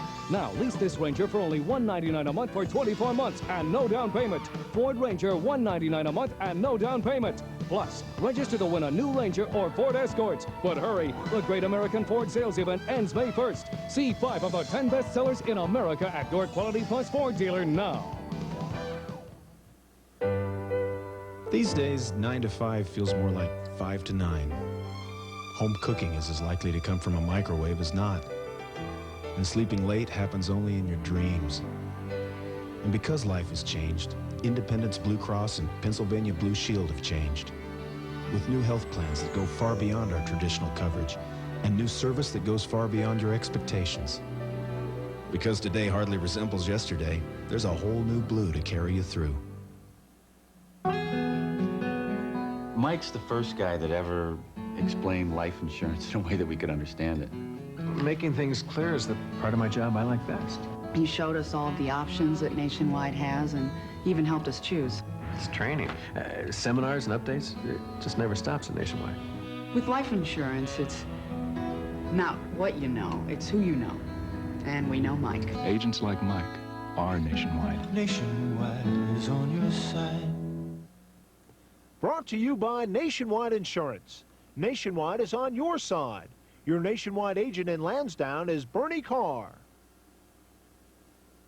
Sunday, May the 9th, the St. Louis Cardinals will be here at 1:35. A terrific red and white umbrella for all women 15 and over, featuring the Phillies logo. It's compliments of MAB Paints, a brand new gift item. So come on out, call 215-463-1000 and get your tickets. Phil's and the Cardinals. Here's the pitch at end of the inning, Gary. All right, well, nobody ever asked for a breaking ball inside, so it got away from Ben. He didn't get good location, but he did freeze Sammy with it and got away with one. Mariano Duncan, the batter. Duncan playing at second base tonight, and he is 2 for 2 with a run scored. An infield hit and a line single to center. There's a shot to left. Varsho won't get it. One hop off the wall. Duncan on his way around first, and he has a stand-up double for Mariano Duncan, his first double of the year.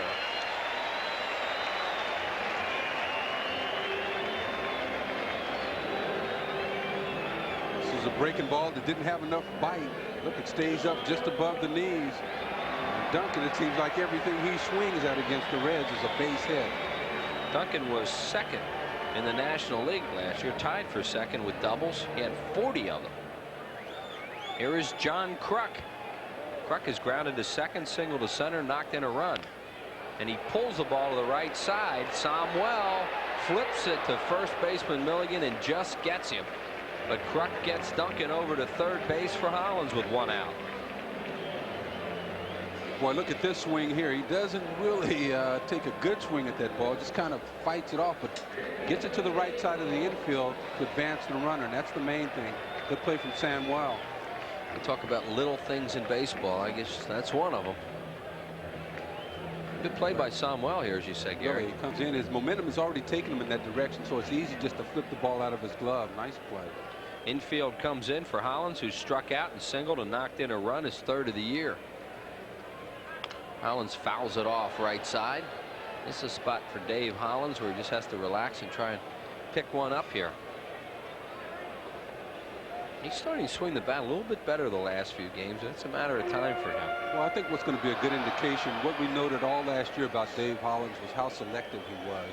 If he's over anxious and he starts chasing balls out of the strike zone, we know he's going to have trouble. But if he gets a strike, he'll be right there. That was a good pitch by Browning. 0-2. Browning hasn't walked a batter tonight. That's not unusual for Browning. And he has struck out 4 thus far. Now we'll see Browning try and nibble and get Hollins to chase something. Ooh, good pitch, comes inside and misses. Could be Landrum heading for the bullpen. We saw him last night. He pitched very well. We're in the 5th inning. Phil's trying to pick up another one. They lead 2-0. Change up. There's that pitch Gary's talking about to try and nibble. Well, he tried to nibble after busting him inside a little bit, then tried to go away. Hollins right there. There is Landrum starting to heat up again. Hollins pops it foul. It'll go to the crowd behind home plate.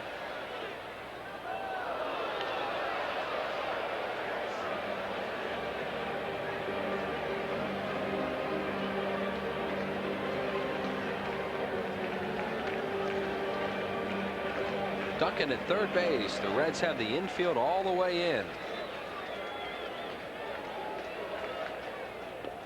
Ball 3. There's that selective at bat for Dave Hollins. He had 93 RBIs last year. There's the infield. This is a screwball right here. I'm calling it. Change up, turnover. Whoop, what'd I tell you? You got it. That's exactly what it is. And he got him with it. Too bad you didn't have a little microphone in Collins' ear. No, too bad I didn't have that idea when I played. Yeah, you are more selective up here.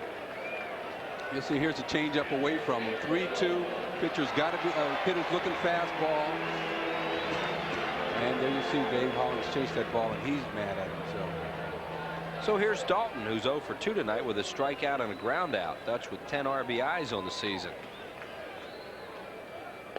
Phillies have done a really good job early in the year of not leaving runners out there in these situations. They pick each other up, see if Dalton can do it again.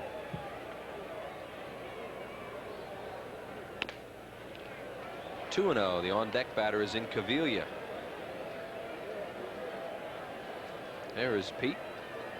I think 9 times out of 10 you want to go right at Darren Dalton in this situation if you're a left-handed pitcher. But nobody knows better than Browning how he pitches against Darren Dalton. And if Browning walks somebody, he's almost trying to. You have a right-hander ready in the bullpen. I don't think they'll be pulling him. I don't either. 3 balls and 1 strike. Phillies have some guys off that bench they could bring out. Eisenreich, Thompson. No way you pull Browning after only giving up 2 runs. And he walks him. And we'll see what happens. That's walk number 1 for Tom Browning. As I mentioned, when he walks a guy like that, he's trying to walk him. Right, because he can throw strikes. He knows how he pitches against Darren Dalton. Usually in a left-hander against left-hander matchup, you know, you want to go ahead and go after the left-hander, but we see how Dykstra's hit the ball. Kruk has hit the ball off of him pretty well. And Cavilla struck out in the second, hit a shot to third his last time up. Sabo to his left made a fine play, turned it into a fielder's choice. 2 on and 2 outs. Phillies with 8 hits, the Reds with 2. The Phillies lead at 2-0. Hard ground ball. He gets it through the hole this time, does Inky. Duncan scores. It's 3-0 Phillies on Incaviglia's third RBI. He didn't hit that one as hard as the last one. Well, that ball was a little bit away from him. Shows you how strong he is. He had a fast ball away and was able to pull it in the hole with something on it. But Chris, it's just like you said. Somebody's always picking somebody else up. Yeah, it's amazing. And here it is, a fastball away, and he just pulls it in the hole there. And Tony Perez is on his way out with Chamberlain coming up, and 2 base hits off Browning. Browning has 90-some pitches already. He'll break a change. He'll go to the bullpen and bring in the right-hander Bill Landrum. That'll do it for Tom Browning.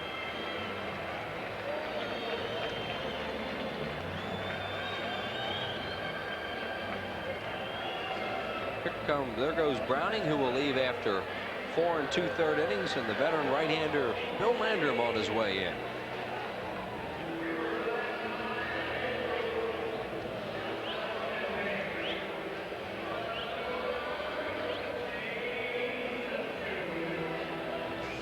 And we'll be back right after this.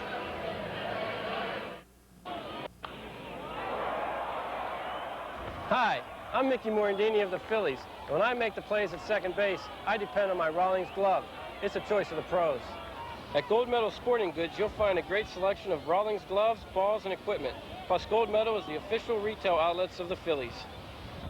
So team up with Rawlings and me at any one of the Gold Medal Sporting Goods stores in the Delaware Valley, where you'll find the best service, selection, and prices around.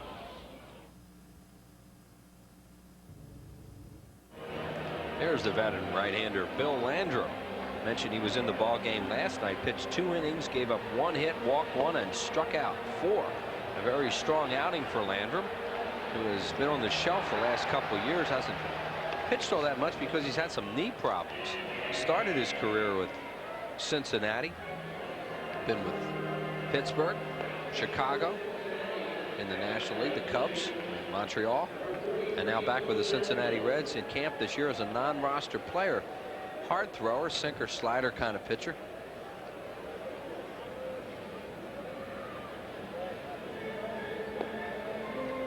Phillies can't do anything wrong right now. As we look at Wes Chamberlain, Browning pitches around Dalton.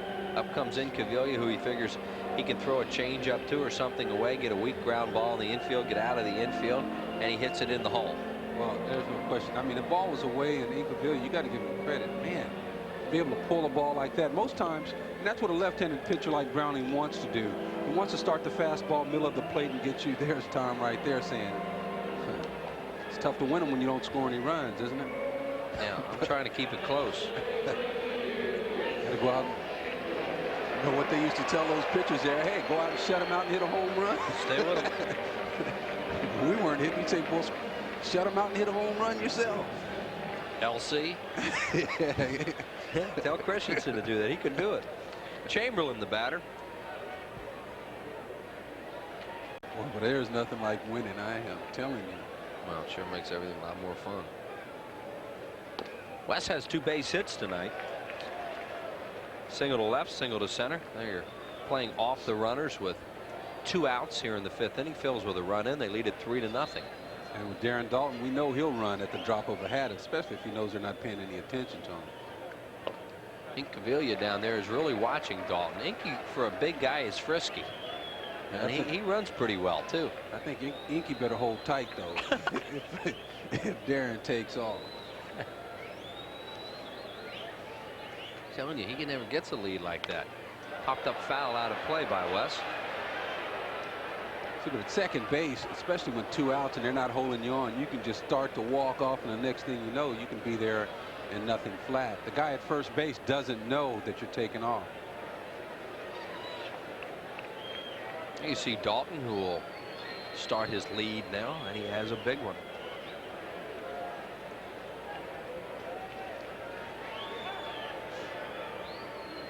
Chamberlain gets time. 2 balls and 1 strike on Wes with 2 outs. Phillies have scored yet another 2-out run. Fouled away, and it's 2-2. These players continue to pick each other up. What we were talking about, in this case, it was Incaviglia. Picking up Dave Hollins, who had struck out on a 3-2 pitch out of the strike zone. Darren Dalton, the runner at second base, and Pete Incaviglia on at first. The on-deck batter is Bell.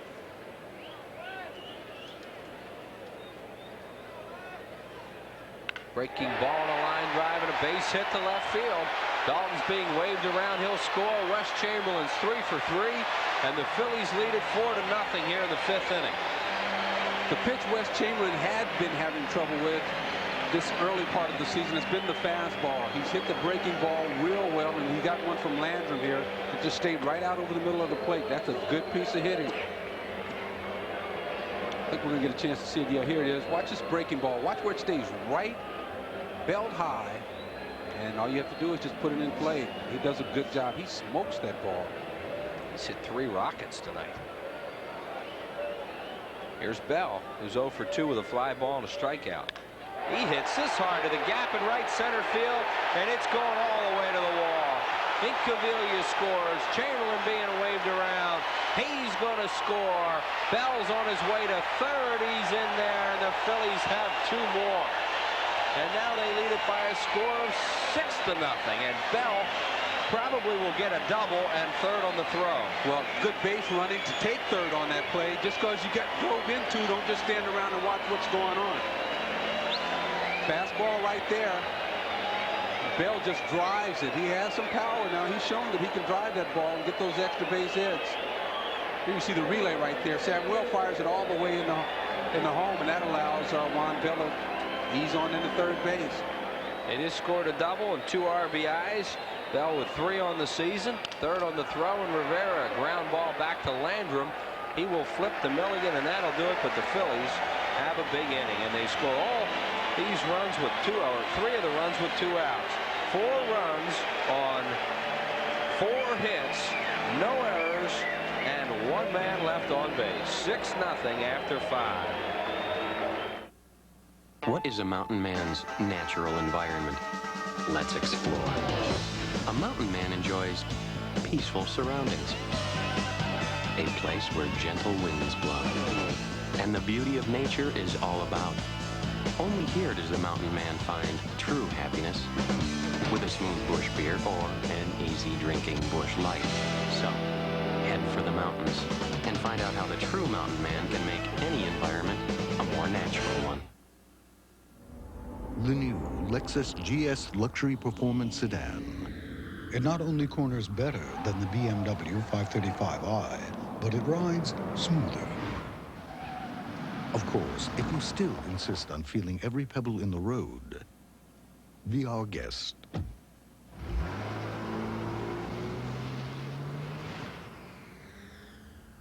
See the GS at your Lexus dealer. The price is within reach, too.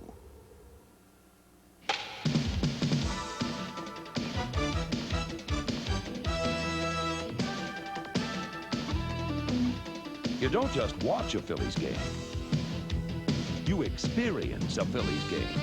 Big fun, lots of laughs. It's the Fanatics' birthday, Sunday, April 25th, when the Phillies play the Dodgers at 1:35. Free Fanatic baseball caps for all fans 14 and under, compliments of Tasty Cake. Reserve your tickets now. Call 463-1000. 5 of them this year, a record. Business person special. They're really popular. The first one's coming up real soon. On Tuesday, April 27th, the Phils and Barry Bonds and the Giants at 12:35. Get those excuses ready right now. All these great business person specials are compliments of Mellon PSFS. Start clearing that calendar right now and come on out. Call 215-463-1005. Business person specials this year. The first one on the 27th of April against San Francisco. We have one on Prism this year, don't we? All of them. All of them on Prism? Yeah. Gee, we're going to be pulling you out of your office this year. Boy, I'd have missed young man. Here's Roberto Kelly. Amazing the things you can learn from these drop-ins, huh? There's a line drive base hit to center field by Kelly. That's hit number 3 for the Reds. Not surprisingly, they're all singles. The way the Reds have been going lately. Well, I had not had a chance to see Kelly as a hitter, but you know, you can see there's some power there. Hits the ball late in the strike zone, back by his body, and that's what it gives him that power the other way. Swings the bat pretty good. I like him. Barry Larkin, the batter, 0 for 2. Larry Rosen will have a visit with Larkin at the end of this half inning on our feature Case for the Defense. And he is an outstanding defensive shortstop. Although most people think of his offense when you think of Larkin. Yeah, he's not bad on the offensive end either, boy. He's the best all-around shortstop in the league. 6-0 Phillies in the 6th inning. Now, the key to winning ball clubs, there's a lot of them, but one of them always is when you get some runs, you want your pitcher to go out there and shut the other team down, and you might just have them where you want them. What are you saying, like a 1-0 curveball or something like that up 6 runs is a bad pitch? Or I'd say that. Just get them out. Well, the other team already has their head down. I mean, how many times you see that happen, and then all of a sudden, if they can get something back on the board, then they think, well, maybe it isn't over yet.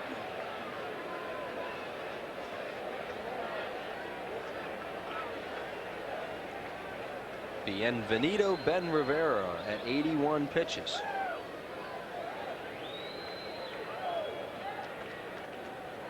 He has walked 3 and struck out 4. Larkin with a line shot to right. Chamberlain can't get it on one hop. Throws to second. Safe. Almost got Roberto Kelly at second. Nice play by Chamberlain. It'll be a base hit for Larkin. And the Reds have 2 on now with nobody out. Well, here it is. If they get Kelly at second, you know, the Reds would say, let's go on home. But he traps this ball right here. Good play, because if it gets by him, it could mean a run. But comes up firing, and Kelly just gets in there. Had to make sure that the ball was not caught. Yeah, you talk about getting caught in between. I mean, down 6-0, you can't get doubled off. That's right. Now here is Sabo. Sabo has struck out and fly to center. He's 0 for 2. Watch out, these Reds can put together about 20 singles on you now if you don't watch out. What you're worried about is they're about due for some extra base hits. Breaking ball, and it's a little bit high ball. Well, now the Phillies are getting the bullpen up for the first time tonight. See them stirring around out there in right field. And it's Jose De Leon. Yeah, he just probably want to get those middle relievers some work. Good pitch by Rivera on the outside corner for a strike. Starters have really carried their load this early on here in this season. De Leon has 2 wins in relief for the Phillies. Both of Danny Jackson starts.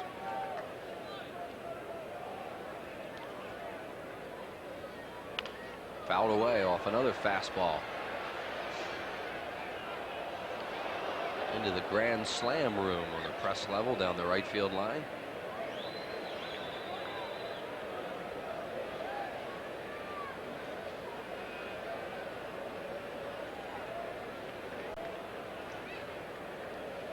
Uh-oh, it's time for that question, Wills. Struck him out on a high fastball. There it is. That's what we've been talking about tonight. Look at this. I mean, just high fastball there. I don't know what Sabo had in mind, but he chases the ball really bad. Well, you know, all the scouting reports are he's a high fastball hitter, but not that high. Now this guy does not chase many bad balls. He's walked and singled. Randy Milligan. You have to pitch to Milligan. Borderliners, he does not go after a ball 1. That's what happened last time. It's starting to rain lightly here again at the Vet. We had a little light rain at the beginning of the ball game. This game is official.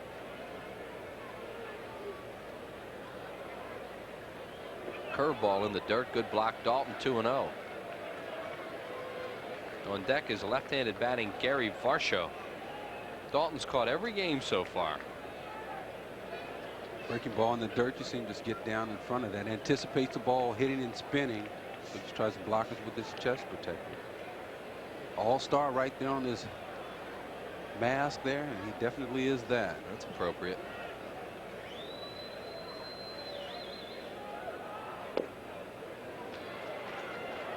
It's almost like he starts aiming to Milligan a little bit, who just will not chase bad pitches, and it's 3-0.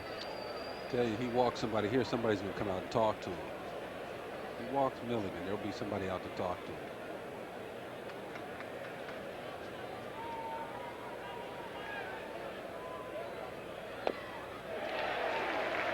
Three and 1.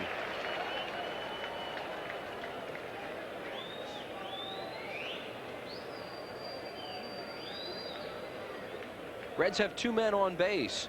1 out here in the 6th. Phil's lead at 6-0. Good speed in Kelly and Larkin. He walked him. They're loaded. That's walk number 4 for Rivera. Just what you don't want to see after your team gets runs. There's Johnny Padres on the phone.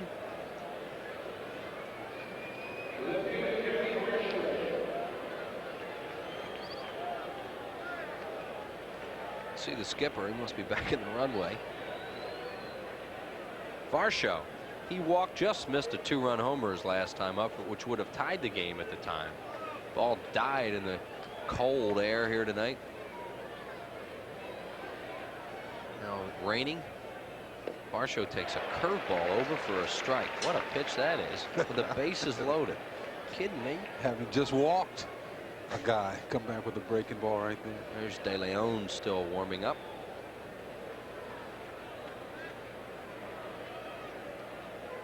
Another one.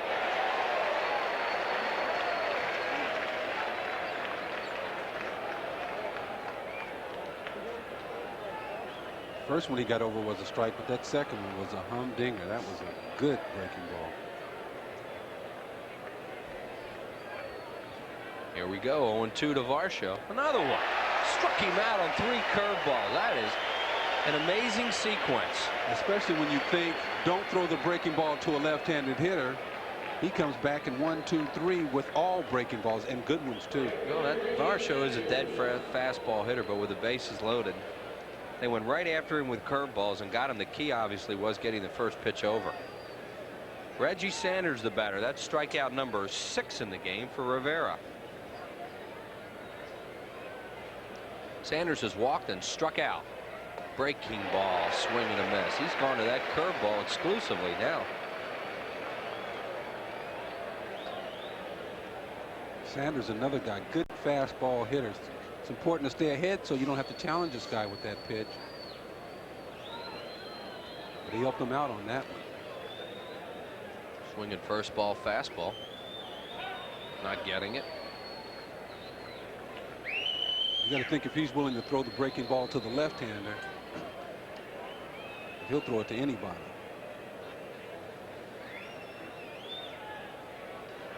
There's another one. This is amazing. 5 straight curveballs, all for strikes. The first one he threw the Varsho, he took, and the next 4 they've swung at. There it is. That ball comes up there, looks like it's right in the strike zone, and it's just going straight down. So you'll throw another one? Boy, if he throw a fastball right now, he wouldn't be able to get his bat off his shoulder. Let's see what happens.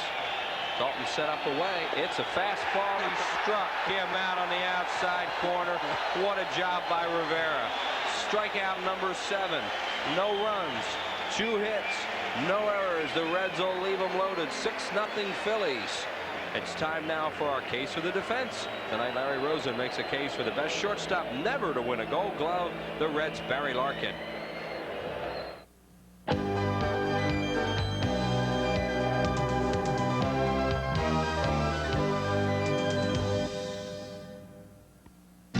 He is likely the best defensive player in baseball to never win a Gold Glove award. Barry Larkin brings remarkable range and an astounding arm to the field each night, but knows the ultimate defensive award must wait. He's locked behind Ozzie Smith, and Barry says that is as it should be. You know, I have a lot of respect for Ozzie simply because that when I was young and coming up, he went out his way to help me out and try to tell me this or that. You know, I basically go stand up by the cage and he'd talk to me about hitting, talk to me about situations. I go out in spring training while he's taking ground balls out there and stand behind him at shortstop. He'd tell me about situations, and if I asked him if I had a particular problem on getting to a ball and throwing off balance, he would tell me, or he would help me offer some suggestions on how I might be able to right that situation. So, you know, Ozzie has been definitely a father figure almost for me while I was coming up, and now he's more like a friend. I think he respects what I do on the field as well as I respect him. There's Ben having a little drink of water, deservedly so. After those breaking balls, he was able to. Here's Varsho hitting. Look how he finishes him off after throwing him 2 previous breaking balls. Comes back with this dandy here to strike him out. And then Sanders, he starts him off with 2 breaking balls, and then 0-2. Look what he throws him here, a fastball. foot outside, but hey, strike 3. Foot outside? Well, 8 inches. But it was dramatic. Yeah, definitely. Here's Jeff Kaiser, the new pitcher for the Reds, and there is Cecil Espy coming into the game. Espy is in left field. So the Reds with a couple of changes. They can double switch here if they would like and put Kaiser in the 6 hole. That's what they've done. Kaiser is batting 6. And Espy batting in the 9 hole. Saw this Paul Kaiser last night. Went 1 inning, 2 hits, a walk. It was intentional, and 1 strikeout. He's been around a while, pitching the Cleveland organization. They just brought him up from Indianapolis the other day. Jeff Kaiser, I mean. Lenny Dykstra, the batter. The first pitch to Dykstra is a line drive and a base hit. See if they can cut it off. Doesn't look like it. It's going to go towards the warning track, cut off by the right fielder Sanders, and Lenny Dykstra has a double, his 3rd of the year. Doesn't matter who they run out there. Doesn't matter which hand they throw with either. These guys are hot and everything's falling in. Look at Lenny into the bucket a little bit to get that inside pitch and just fires it in the right center. It's a good job by Sanders to get over and cut it off, but I mean, Lenny cruises in the second base. Had he not been able to do that, he would have made a hard run in the 3rd. Dykstra a leadoff double, and here's Duncan, who's had a good ball game. He tries to go to the right side and fouls it off. Dunk is 3 for 3 tonight, and he has his average up to 353. Started the game batting at 214. Fun this time of the year when you hit. A couple of runs scored, a stolen base. Well, look at how he's gripping the ball on the mound. I mean, he's almost as if he's throwing a split finger right there. If you look at how far the pitcher Kaiser is putting the ball in his fingers. He's 6'3", 205 pounder. Look at right there. I mean, you can see that. Up the middle, this will move Dykstra to 3rd. Larkin throws out Duncan, who's retired for the first time tonight. But there's Lenny Dykstra in scoring position with 1 out for Kruk.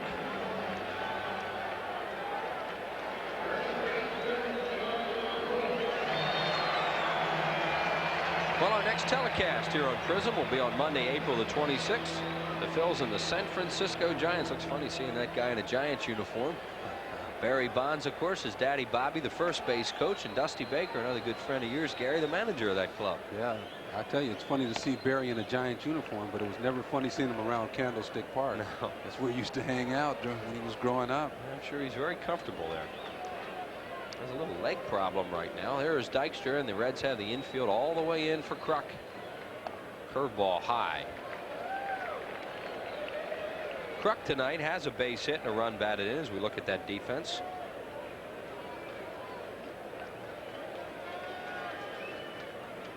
On deck is Hollins. Kruk with a ground ball to 2nd. They are not using the contact play there. Boa holds Dykstra at 3rd, and Kruk grounds out, 2 down. What would make a manager put on a contact play or not in that situation? Well, definitely a contact play if there's a guy on second base, so that you'll still have a man come up at third base. But right here with the infield in, if they hit a ground ball right to him, it's going to be a dead play. Have a 6-run lead. Yeah, there's no sense in doing it in that situation. And Hollins coming up now against a left-handed pitcher. He's better, of course, from the right side. Davis struck out twice tonight and also singled and knocked in his 3rd run of the year. If the Phillies can pick up yet another 2-out run. Dykstra at 3rd base with 2 outs. Lenny's been on base twice tonight and has scored once. 1-1 on Hollins with Dalton waiting. Happy birthday to Tim McInerney, 24 years of age today. He's the brother of Terry McInerney, who works down in the visiting clubhouse. Hollins with runners in scoring position. Tries to check and can't. And it's 1-2. Again, another split finger. We can see him grip that ball. And Hollins must have looked like a fastball coming up there to him because he had a fastball swing working. 41 games in the big leagues for Kaiser prior to this year. 0-2 with a 9.41 earned run average. All of those games in relief. You can see right there. See, look how he's pushing that finger. Try that sometime. See if you can get that ball that far in your finger. That's why it does those funny things when it comes out. See if you can get your fingers back together after you do that for a while. Well, you check out some of the guys who threw split fingers, and you'll find that they can't. They walk around with a peace sign. They look like a 60s kid.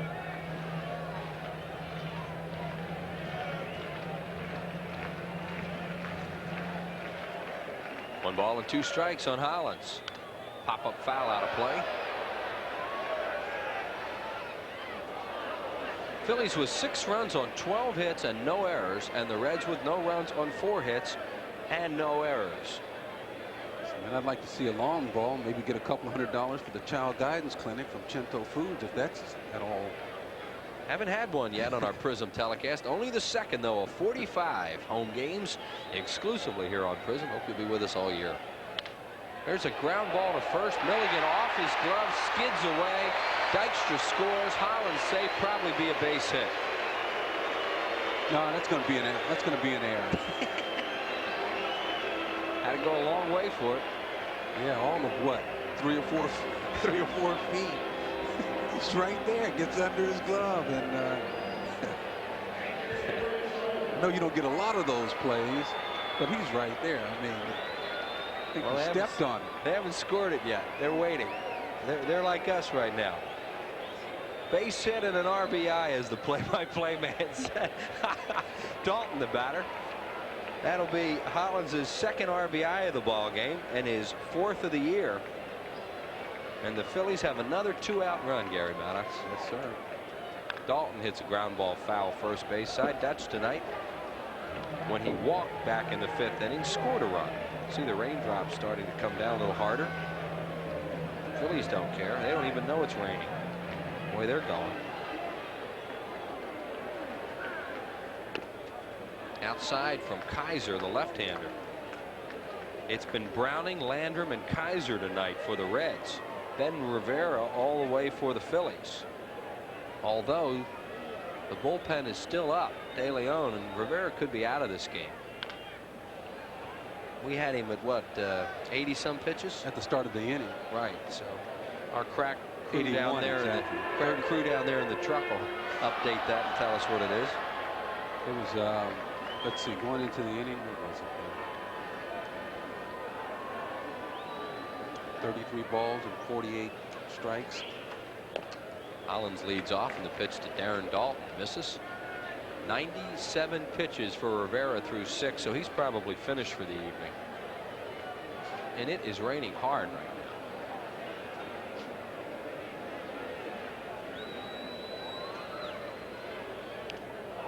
Foul tip held on to by Oliver, and that's a strikeout. Thank you, Gary Maddox. We will see you shortly in the inning. You'll be back for the next game. That's what I'm telling you. 1 run on 2 hits. No errors in 1 left. Through 6, 7-0 Phils. While you're enjoying some of the comforts of home, remember, your home can give you lots of other comforts. Like a way to consolidate all your bills and loans. Mellon PSFS Home Equity Loans. While you're enjoying some of the comforts of home, remember, your home can give you lots of other comforts. Like a college education. Mellon PSFS Home Equity Loans. Mountain man survival skills. The basics. A true mountain man must have a keen sense of direction, a certain physical dexterity, and a talent for surviving the most unforgiving climates.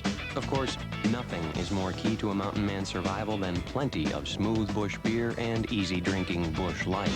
So, head for the mountains and learn how the mountain man survives even the most grueling conditions. We need to talk. You see, you and I have something in common. When Batman returns. Batman.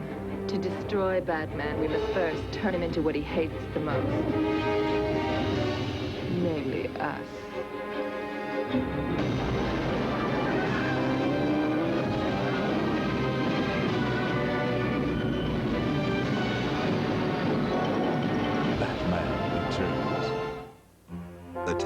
has come for the cordless power roller from Wagner.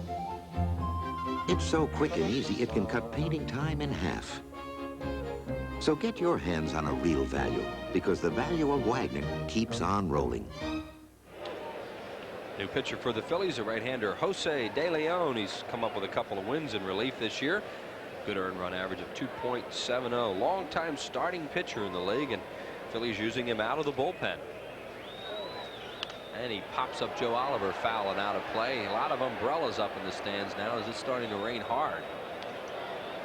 And as we mentioned before, Jay Johnstone, who is back with us, this game is official. Yes, it is. And thankful enough for Big Ben Rivera, the Phillies with a 7-run lead.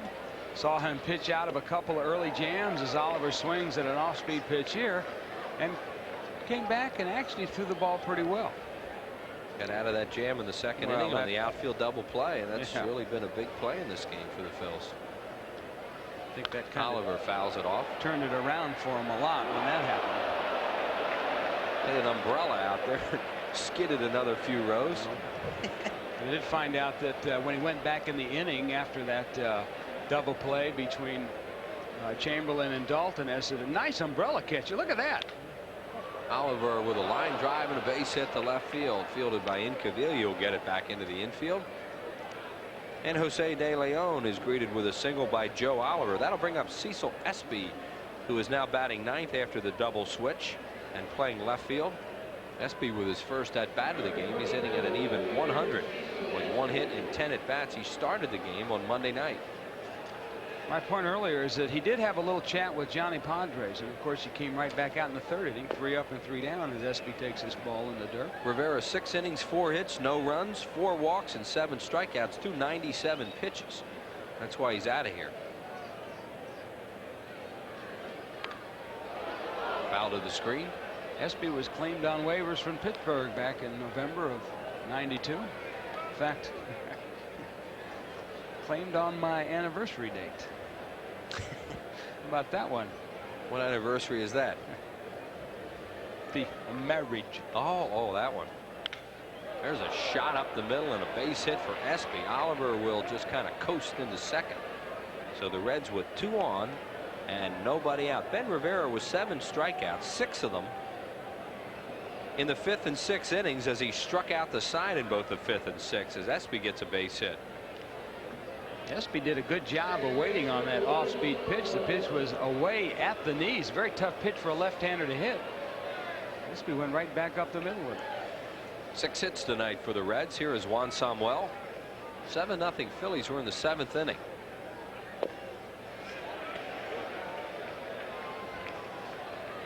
Strike call to Sammy.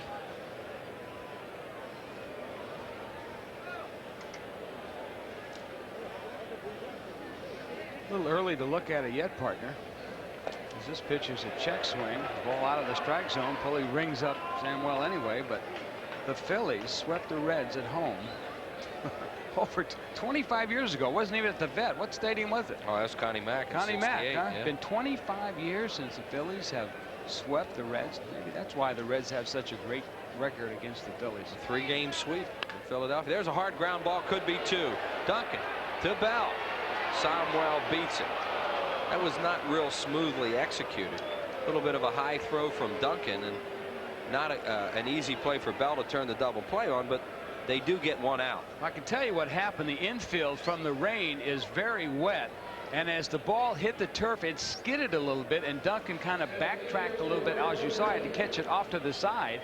Consequently, that little extra time gave Juan Samuel, a guy who runs pretty good, a chance to get down to first base. But I'm glad to see Duncan at least stop the ball. And they got it out. And it is going to get tougher and tougher now with this turf getting so wet. Kelly a smash to center. Dykstra is there. He'll grab it. Oliver tags and scores. A sacrifice fly run batted in. Wait a minute. They calling catcher's interference here? Yep. I think I just saw Frank Pulley motion that the bat was tipped. It was. The bat was tipped. It's catcher's interference, so the bases are going to be loaded now. This has happened to Roberto Kelly several times in the American League. Watch how late he swings. He's got a big swing. And just there, as Dalton went down to get the ball, Kelly with that big swing tipped Dalton's glove. He's awarded first base for catcher's interference. That'll be an error on Dalton and no time at bat for Roberto Kelly. And here's Larkin with him loaded. And one out. So the Reds have a run taken off the board, but they also don't get the out. And it's a strike called to Larkin. Larkin tonight is 1 for 3. Catcher's interference is called, and there's no option on that play like a balk, or if there's a balk called, you know, you get a chance to the ball's hit. It's a strange play. You don't see it very often. As Jay mentioned, you've seen Kelly do that before, huh? Several times, because he has a very late swing sometimes. He likes to go to right field. And you can see Dalton was just starting to reach for that ball, and Kelly with a big swing.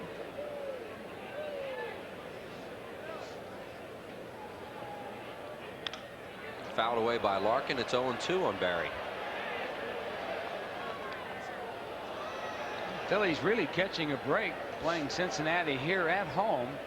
Cincinnati without the services of Dibble, Morris, Roberts, Mitchell. After the game, killer image following the ball game. A young man finds his life in jeopardy after he discovers photographs that could damage the career of a powerful senator. In Killer Image, Emmett Walsh stars in a political thriller tonight on Prism, the channel with a better variety of movies. So stay tuned after the game tonight. I'm going right home for that one. I mean, hey, that's my kind of movie, Killer Image. You head right back to your room and watch movies. I do. know. I really enjoy those movies. You know, they have some good first line movies. Bases are loaded now with one out. For Barry Larkin, the count 1-2 facing Jose De Leon. Low ball 2-2. Here are the runners.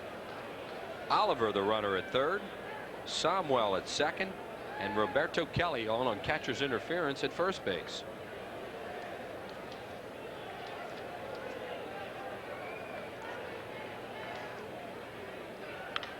Larkin fouls it away again right side. And don't forget, folks, if you enjoyed watching these Prism games with Chris and Gary and myself, we're coming back here on the 26th and the 27th against San Francisco. 27th being a business person special. So we're looking forward to that. There it is right there. So if your friends don't have Prism, you better tell them to get it, because this is the year for the Phillies. Uh-oh, there's a wild pitch. There's a run scoring. So Oliver crosses home plate on the wild pitch by De Leon, and it is now a 7-1 game with runners at second and third.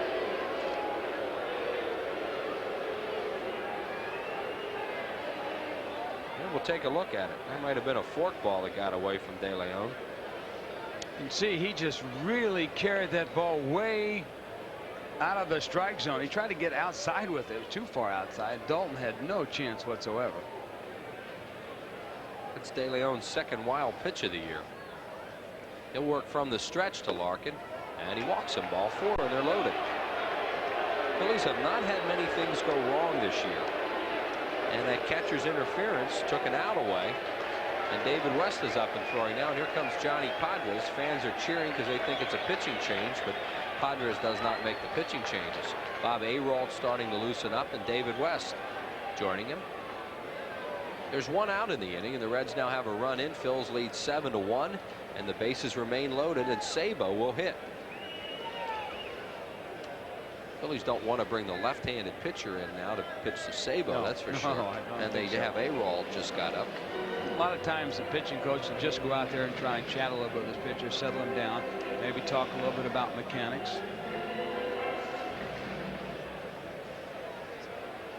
There's the homestand coming up. The Padres, Dodgers, and Giants, an 8-gamer. Call 463-1000. Jay mentioned that business person special. Also the Fanatic birthday in there on Sunday, April 25th. Sabo takes inside, ball 1. Yeah, I can't wait to get up for that one. The Fanatic's birthday. He's had a lot of them. This guy's getting old. Yeah. What is he, 53 already? 1-0 now on Sabo. Fouled away. off the facing of the press box down into the crowd. You know, I tell you, there's a lot of talk about the chicken, but Dave Raymond does an outstanding job as a Phillies fanatic. Really does. And of course, if you ever come out to a ball game here at the Vets Stadium, you've had a chance to see him perform. Fork ball or a slider. It was an off-speed pitch, and he got it over. A called strike, and it's 1-2 now on Sabo. Probably a breaking ball. Sabo has struck out twice tonight and fly to center. A 1-2 pitch. Fouled away. A very defensive swing off a good pitch by De Leon. His last at bat, he had a little bit of a defensive swing going after that high fastball. I don't know if he was trying to swat it or get on top, or I think maybe as we try and picture this swing again, here it is right here. Ball out of the strike zone. You can see it hitting right off the end of the bat. He was way out in front of it. Oh, there's another one. That's a fork ball in the dirt. That's another wild pitch. Bounces away from Dalton, and a run will score. Fans have not had many chances to boo this year, and they're making up for it right now. Sure. De Leon is bouncing those fork balls, and Dalton is having a lot of trouble with them. There's one. So both runs have scored on fork balls as Padres gets on the phone to see if they're ready in the bullpen. He nods yes to Fergosi. Runners move up. Runners at second and third, and a 2-2 count on Sabo.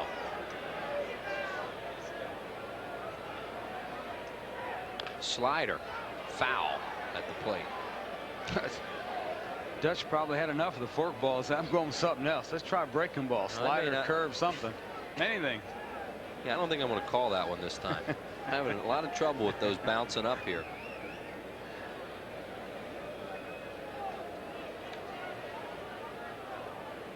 Here we go again to Sabo, 2-2. Fastball, and he pops him up. Shallow left field. This shouldn't score anybody. Bell back. Here comes Incaviglia, and Bell grabs it, and the runner stayed put, and Incaviglia wasn't happy about that. Incaviglia was calling that ball all the way, and Bell went out and took it away from Incaviglia, and you could see he was not pleased. Well, a left fielder has the better view of this, and also the ball is in front of him in case he has to make a throw, while Bell, the shortstop, is backing up to it. Maybe Bell did not hear Incaviglia. I can't believe that, and if I'm the shortstop, I want to know where Incaviglia is. I wouldn't want to get run over by him. Tell you what, Incaviglia hit his glove hard too. He's lucky he didn't knock that ball right out of his glove. So now we have 2 outs for Milligan. Ooh, has a wicked swing and fouls it in and out of the Phillies dugout.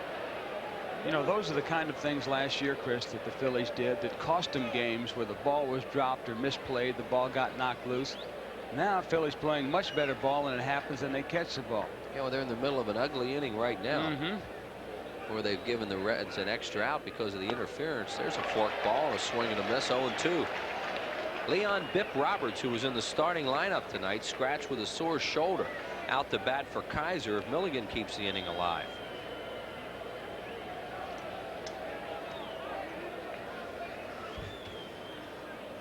No balls and 2 strikes now on Randy Milligan, who's walked twice tonight and singled.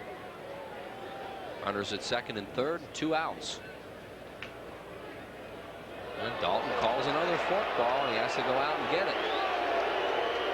Hey, you're going to throw those pitches, they go in the dirt. Well, yeah, but he's had a lot of practice over the last couple, so he's ready to go out for this one. See that one? He's got his body out there. He's got his glove down. He didn't get a glove on it, but he got his body in front of it, kept it from going back to the screen. It's tough for a catcher because you know it's the guy's best pitch, especially in this kind of a situation. He's having trouble with it, but you have to keep calling it.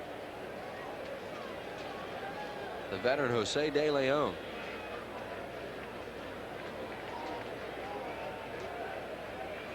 See if he tries it again. 1-2 to Milligan. The pitch. Breaking ball fouled off. Got that one a little up in the strike zone. Sometimes a pitcher, after throwing a lot of wild pitches, will make a mistake like that, and that was a mistake, and gets away with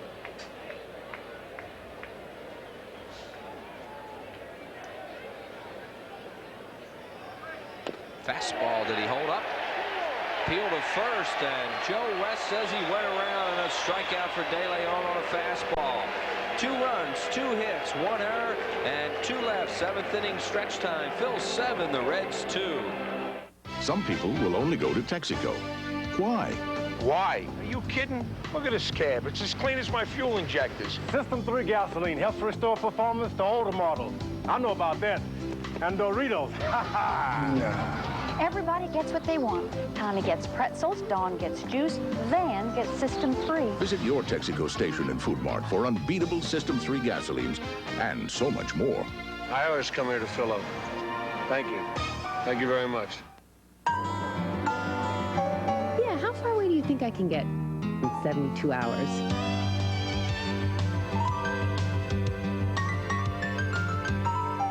I wouldn't trust my car past the city limits. For the way you travel today more than ever, the smart money is on budget. Ask for budget smart rates for great prices on cars that won't cramp your style, all with unlimited mileage. The smart money is on budget.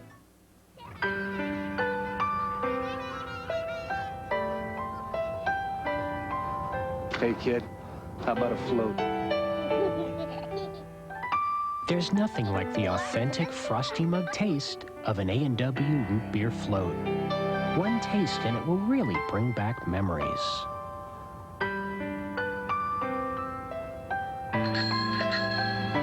Dad? A&W, our Frosty Mug taste brings you back. Hi, I'm Dick Vermeil with a Blue Cross Blue Shield health tip. True or false? A cholesterol reading between 200 and 239 milligrams is a desirable level. False. A cholesterol reading of less than 200 is desirable. You should consult your physician about ways to lower your cholesterol.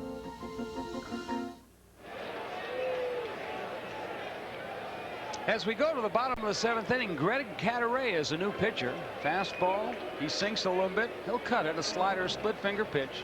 6'3", 215. He's on the mound now for the Reds. Phillies lead at 7-2 here in the bottom of the 7th inning. Milligan at first base, still smarting a little bit over that called strike as he punched out in the top of the 7th. Give us a little scouting report on Cadaret as Incaviglia comes up. You saw him with the Yankees. Yes, I did. He moves the ball around a lot. He's not overpowering. He's got to have good control. He'll cut his fastball. He'll sink it. He also will use that slider to the right-hand batters. He'll run the fastball away from him at times, and then he'll use his split finger to try and get the ground out. Cadaret will face Incaviglia, Chamberlain, and Bell. He works from the stretch at all times. We are in the bottom of the 7th inning. Phil's lead at 7-2. Last year with the Yankees, he was 4-8 with a 4.2 ERA in 46 games. He had only 1 save in 103 innings, but gave up 104 hits. Big problem with Greg is when he gets his stuff up in the strike zone, he becomes hittable.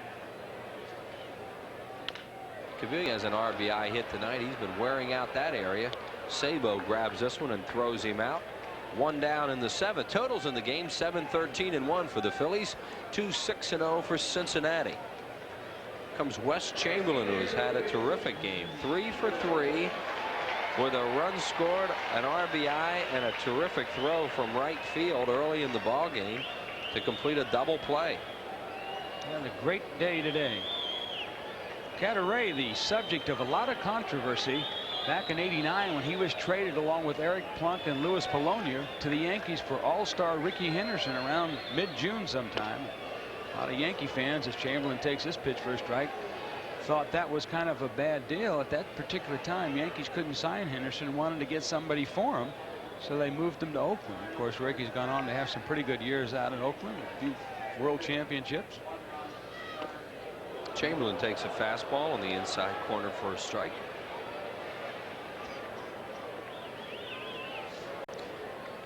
Cadaret, born in Detroit, Michigan, now lives in Mesa, Arizona. Graduated from Central Montcalm High School in Stanton, Michigan, where he played baseball, basketball, and golf. And one of the reasons why the Reds got him, of course, he's a little tough on left-hand hitters as Chamberlain swings at a slow off-speed pitch and strikes out. Left-handers against him last year only hit .227. We'll catch a swing by Chamberlain right here for you. Cadaret moving the ball around the strike zone, then takes something off. And Chamberlain, watch him way out in front on this as his front foot. He's already committed himself, and the ball breaks down and out of the strike zone inside. And Juan Bell, the batter, he's flied to left, struck out, doubled, and knocked in a couple runs. And Bell takes the pitch outside. Ricky Jordan is in the on-deck circle to bat for De Leon as West continues to heat up in the Phillies bullpen. There is Ricky. Bell with a little blooper to left, and that's a base hit for Juan Bell. It's 2 straight 2-hit games for Bell.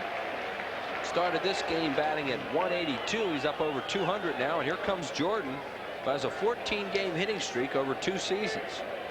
You know, you go back to the 5th inning, Chris, when the Phillies really put together some key hits with 2 outs. After Dalton walked, you got Incavilli with 2-out single for an RBI, Chamberlain with a 2-out single for an RBI, and then Bell with the triple for 2 RBIs. That's some clutch hitting by the bottom part of the order with 2 outs for the Phillies. Phillies have done a good job early in the season. 2-out runs. Pitch to Jordan is low. You know, you and Gary Lee were talking about how the Phillies this year have, you know, kind of made a pact with one another that, okay, if a guy makes it out, don't worry about it, the other guy will try and pick it up. Well, there was a great example right there in the 5th inning with 2 outs. After Hollins had struck out, his teammates picked him up. Well, it would appear that David West will be the new pitcher for the Phillies in the 8th. Jordan is 2 for 2 this year, both coming as a pinch hitter. And as we mentioned, a 14-game hitting streak over 2 seasons. Ricky was very hot at the end of the year last year. That's low. 3-0 to Jordan with Dykstra waiting. Phillies have out-hit the Reds 14-6. The Reds have 6 singles. If they hadn't gotten that home run last night, they'd have some streak going, wouldn't they? Yeah, well, they'd have, what, 37, 38 straight singles. Strike call to Jordan. Much different team with Hal Morris and Kevin Mitchell in the lineup. And, of course, Vic Roberts. 45 of their last 46 hits are singles. He walks in. Oh, Ricky Jordan draws a walk, keeps that hitting streak alive. And here comes Dykstra. Lenny tonight has a couple of hits, scored 2 runs, and has stolen a base. Dykstra is average at .250. He began the night at .214. You know, the one thing that makes this Phillies offense so tough is the fact that there are 3 left-hand batters as Reardon starts to warm up now. Dykstra, Kruk, and Dalton. None of them are faced by left-hand pitchers. They all hang tough. Of course, Hollins, the switch hitter, can jump over to the right side, but all 3 left-handers for the Phillies against left-handed pitching, as Dykstra takes his strike, stay real tough against left-handed pitchers and hit them well. It's a good breaking ball there from Cadaret for a strike. Phillies with 2 on and 2 outs. They lead it by 5 at 7-2 in the 7th. 1-1. The on-deck batter is Duncan, who has had a 3-hit night. Duncan and Chamberlain have 3-hit games going. Juan Bell has 2 hits. Dykstra has 2 hits.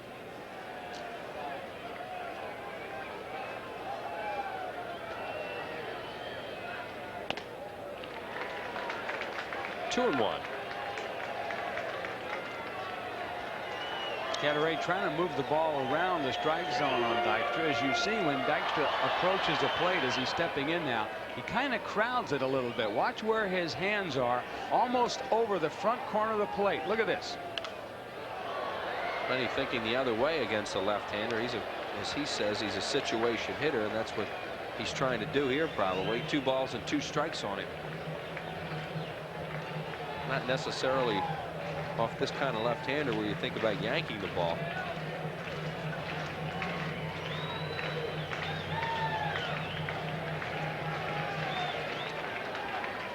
Two on, 2 outs, 2 balls, 2 strikes. The pitch. Ball 3 low and in the dirt. Frank Pulley hands Oliver a new baseball, and the runners will be off on the pitch.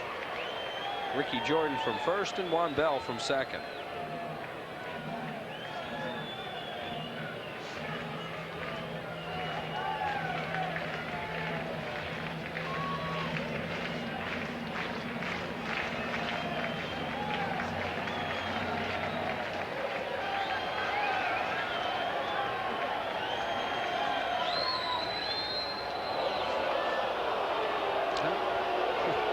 They may have to outlaw that if they want to quicken this game. You know, how many times have you ever seen that play work? Pitcher steps off, goes to second like that. I don't think I ever have. Too many guys are going to run. Yeah, no. I guess it's worked. I've seen it. I agree with you. Dykstra fouls this one off. Got a piece of it rolling towards the Phillies dugout. Fielded by Tommy Green. You're wondering about Mark Davis getting into this ball game. He will not pitch here tonight no matter what happens, because he threw extensively in the bullpen this afternoon for Jim Fregosi and Johnny Padres. So he basically is not available. They wanted to see some things with him tonight. And starting on Friday in Chicago, he will be available. The pitch to Dykstra. Broken bat, line drive right at Milligan. And that'll do it for the Phillies here in the 7th inning. They have no runs on a hit, no errors, and 2 left. 7 full in the books. 7-2 Phillies.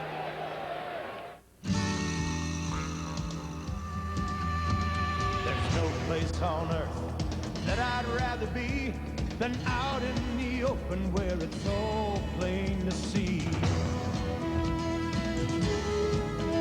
If it's gonna get done, it's up to you and me. Come on and head for the mountains of Bush.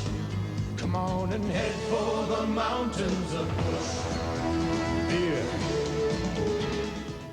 Today, Nature World brings us to residential America, home of Cub Cadet lawn tractors, like this 1330. A common sight in these grassy areas, Cub Cadet lawn tractors can easily be recognized by their distinctive markings and features, like a pivoting cast iron front axle, electric PTO, and a welded steel frame. The 1330's mulching kit lets you care for your environment by disposing of grass clippings naturally. Appearing in your neighborhood soon, Cub Cadet, working over time. So we had this idea. Why not open a place where people could walk in and a couple of minutes later get an honest-to-goodness meal? It's a place called Boston Chicken, a place where the kitchen's built around ovens instead of microwaves and fryers, where the chicken's never frozen and the mashed potatoes are made from scratch. Of course, this isn't a radically new idea, although a lot of people seem to think it is. Introducing Boston Chicken, the freshest thing going. Now try our individual meals at Boston Chicken starting at just $3.99. Well, this one's been a little ragged tonight. A lot of games lately that have been real crisp. This one, 7-2 in favor of the Phillies. They've out-hit the Reds 14-6. Ben Rivera did a good job tonight with 6 innings and 7 strikeouts. Dave Hollins with a couple of hits and 2 runs batted in. The Reds have scored both their runs on wild pitches. Their 6 hits, Jay, are all singles. What's new? There's a new right fielder. Jim Eisenreich will go in for Wes Chamberlain. Jim Fregosi giving him a chance to play out there. And we have a new pitcher on the mound, David West, the big, tall left-hander, come in to pitch to Bip Roberts, who will bat for Greg Cadaret. West with just 1 appearance this year, and you see the numbers on him. Derek May hit a 3-run home run off him on opening day. So David West, the 6'6", 230-pound left-hander, facing pinch hitter Bip Roberts. West is 28 years of age, born in Memphis, Tennessee, now lives in Stuart, Florida. Originally signed by the New York Mets. And the pitch to Roberts is over for strike 1. David West was selected by the Mets in June of 1983. It was that Wheeze Kid year in the 4th round. Was a great prospect from New York at one time. He has a major league record of 16-20 with a 5.45 earned run average in 76 games. Roberts fouls off a fastball into the upper deck. It'll be Roberts, Sanders, and Oliver scheduled to hit here in the 8th inning. Roberts last year, the Reds' most valuable player, hit .323, 34 doubles, 6 triples and 4 home runs and 45 RBIs and 44 stolen bases, playing in a multitude of positions. Finally, this year, Cincinnati has decided to keep him at second base, which he prefers, by the way, than being in the outfield. He's got a good relationship going with Barry Larkin. And fouled away again. He's a switch hitter. It seems to be working pretty good for him. You remember, Roberts used to be with San Diego, but San Diego got Randy Myers in return. Rick Roberts came to Cincinnati and has really emerged into a good young star. Looks like we're going to see the clean-shaven Jeff Reardon in the 8th inning. Roberts checks on a ball in the dirt. 2 balls and 2 strikes. Aaron Dalton has taken a little bit of a beating back there tonight. There's Dutch. What did McCarver used to call the catcher's gear? The tools of ignorance? Struck him out on a hard breaking ball. Yeah, it's a good name for those things. Roberts tried to check on that slider from David West and couldn't do it. 1 out here in the 8th. Nice slider by West. Watch the ball break down and out of the strike zone. Roberts sees it. Looks like a strike. Tries to hold up on it, but it's too late. It's a tough pitch at times for a right-hand batter to lay off that hard breaking slider going just down and out of the strike zone inside. West loses the grip on that one. By the way, the rain has really let up now. It's still raining a little bit, but nothing like it was before. Sanders tonight has walked and struck out twice. All his at bats off the starter Ben Rivera. And West throws a high fastball, 2-0. West last year at Minnesota 1-3 in 9 games. He also pitched at Portland, was in 19 games. Phillies got him from Mike Hartley in the offseason. Fastball and a swing and a miss. The guy has a good fastball and a hard breaking ball. It's just a matter of whether or not he'll throw strikes. His control. And he's got a guy up there that led all the National League rookies in slugging percentage and on base percentage of Reggie Sanders. Sanders takes a look at Frank Pulley. Also, he hit .314 against left-handed pitchers last year. Talk about some young talent the Reds have out there. You've got Bip Roberts, Reggie Sanders. Low, and it's 3-2. Tal Morris. The line on Jose De Leon, an inning, 2 hits, 2 earned runs, 1 walk, 1 strikeout, and 2 wild pitches. There's also a catcher's interference in that inning. Swing and a miss. He struck him out. Strikeout for Sanders, and David West has come in to strike out 2. Wow, impressive here as we see Mitch Williams tops the NL save leaders with 5. Lee Smith, of course, starting out with, looks like he's going to have another banner year, just past Jeff Reardon on the all-time save list. What was it, 348, 349, 358? Strikeout, or a strike to Oliver. Oliver has 2 hits in the game, and he scored a run.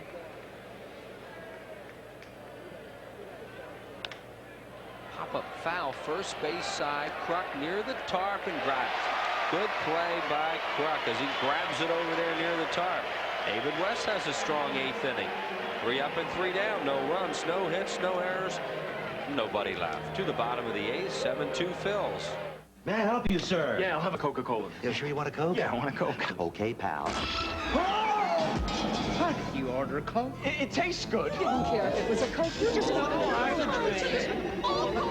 I'll just have a cola. I'll just have a cola. I'll just have a cola. Need a drink, sir? I'll just have a... You'll just have a...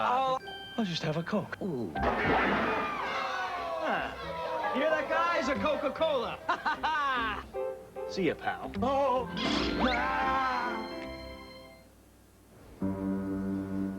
I work Saturdays and Sundays. It's not a job.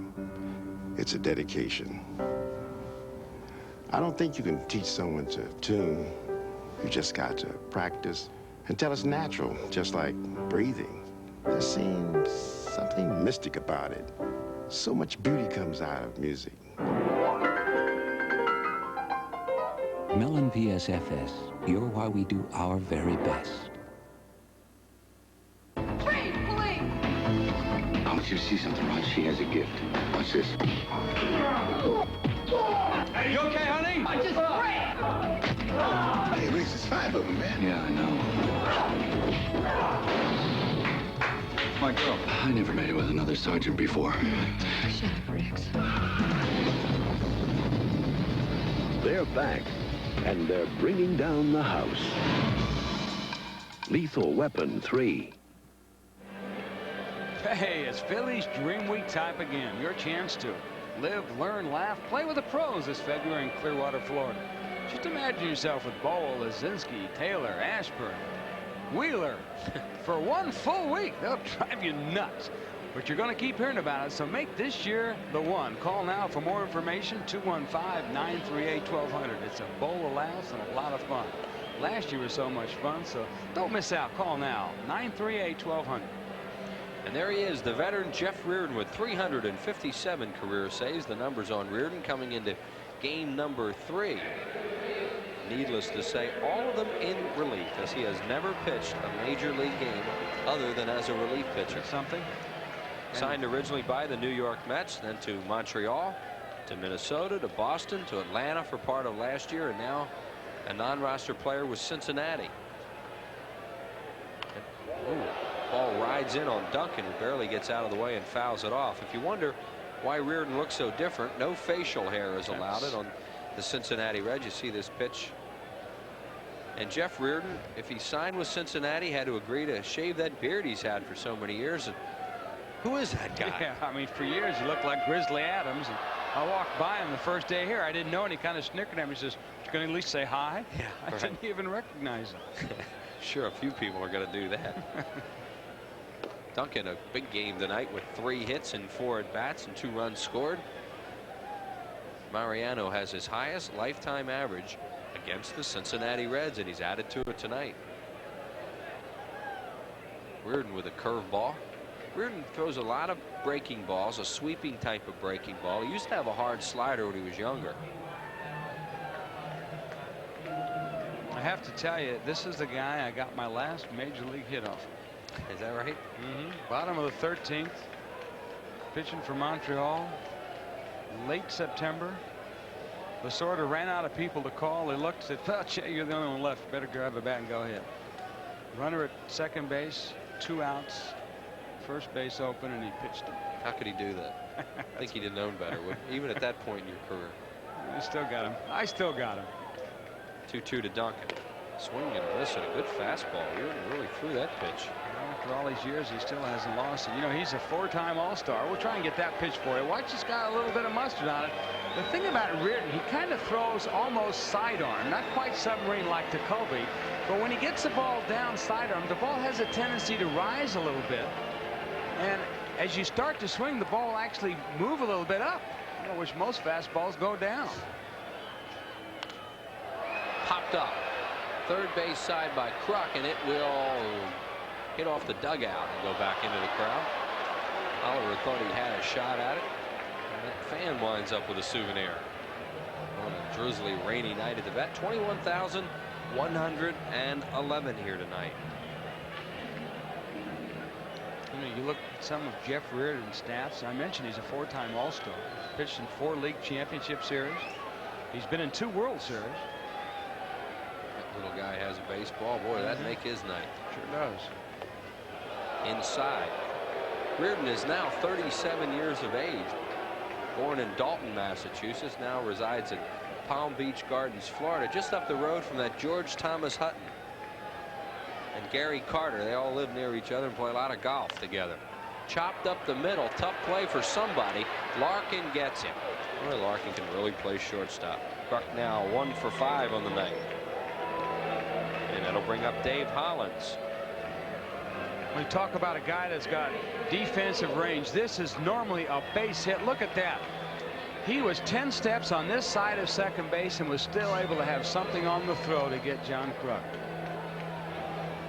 Barry Larkin has not won a Gold Glove, and Ozzie Smith continues to win them, and Larkin's due. Tell you what, all credit to Ozzie. Larkin is the best shortstop in the game right now in the National League. Strike call to Hollins on a breaking ball. Dave 2 for 4 tonight with a couple of singles and 2 runs batted in. He's also struck out twice. His average at 257, started the game at 226. Another breaking pitch, 0-2. That's how Reardon works left-hand batters. On that last pitch you saw to Hollins, he likes to keep the ball inside and above the belt.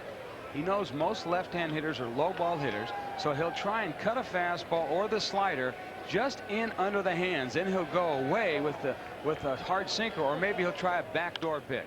High fastball fouled out of play. That'll go to the seats down the left field line. Still quite a few people here, considering the elements. It's been an exciting game, too. Phillies with a lot of offense tonight. 7 runs on 14 hits. And they've committed 1 error. 2 runs, 6 hits, no errors for Cincinnati. We're in the bottom of the 8th.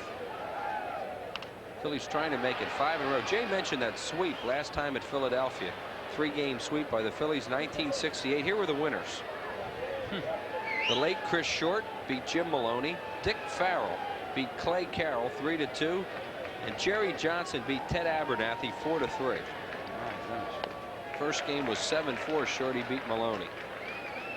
Some fastballs in that one. Hard ones.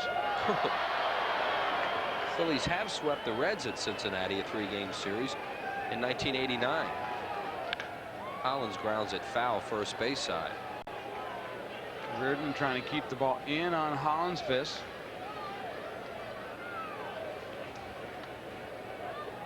He's another pitcher that, with the velocity that he used to have, he still every now and then can juice it up there, but he'll get you to strike out or pop up on a high fastball just above the belt. Ball will ride a little bit. I still can't get over Jeff Reardon without a beard. I'm staring at him. I'm sorry, folks. I'm looking at my monitor. It's so unusual to see that man without a beard. Look at that. Talk about getting out front.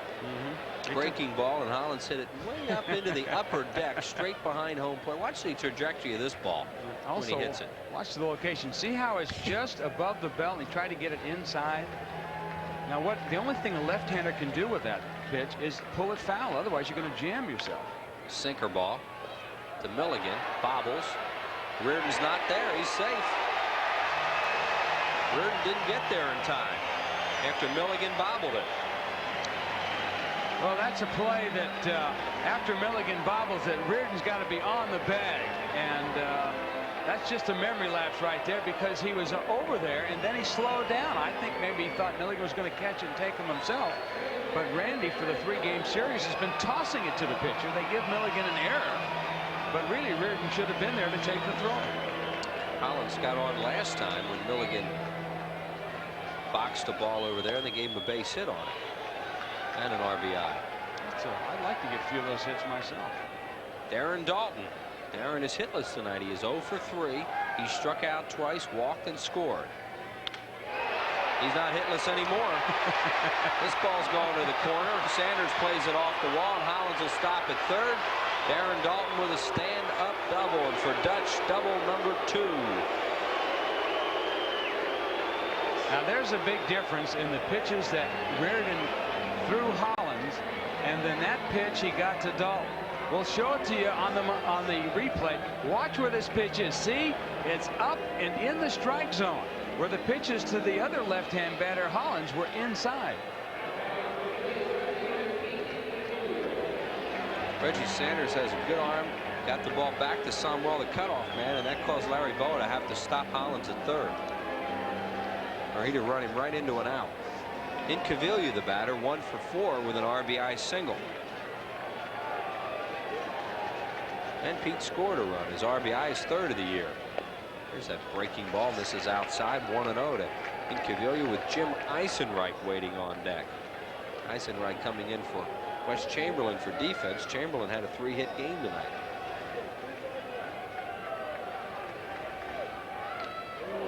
Swinging a foul in and out of the glove of Oliver. If you ask me, partner, Incaviglia's 2-out single in the 5th inning was the turning point of this game for the Phillies. As we see this swing here, a big hefty swing, because after the Phillies at Duncan with a double, they got a couple outs. Hollins struck out, Dalton walked, but then Incaviglia came through with a big 2-out single. That's right. It made it 3-0. Then Chamberlain followed with a hit to make it 4-0. Bell doubled in 2 more, and all of a sudden it was 6-0. Right, and that was a turning point in my opinion. Phillies with 4 runs with 2 outs, started by Incaviglia's single. Because you can look at the score now, it might have been just 3-2. Ooh, he had a rip at that one, and he knows it too. Look at his reaction after that. Well, I don't think that you'll see him get cheated on very many pitches. We'll show it to you again. I guess you know as a hitter when you just miss one, huh? He swings as hard as anybody I've ever seen, and he's strong, and he knew he just missed that one. How about that? Those couple of balls he hit in spring training down in Clearwater, one off that center field wall out there and one over it. Looped into center. Here comes Kelly. Can't get it. 2 runs are going to score. Incaviglia has a 2-run single. And the Phillies have tacked on 2 more, and they lead it by a score of 9-2 here in the 8th inning. And Pete Incaviglia has a 3 RBI game. That's a tough defensive call for an outfielder. The way Incaviglia swings, as you see the pitch right here, it was a back-up slider. Didn't have much break, but the center fielder Kelly, after watching Incaviglia with those tremendous swings, had to play him deep, and a little looping Texas leaguer, as we call it, gets 2 more runs for the Phillies. Eisenreich with his first at bat hits at the left field on the first pitch. Espy is right there, grabs it. Phillies get 2 more 2-out runs. They have been doing a lot of that this year.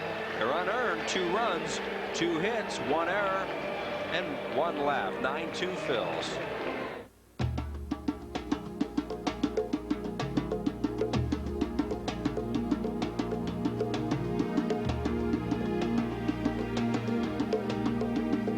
The sports car of sports cars is now the convertible of convertibles.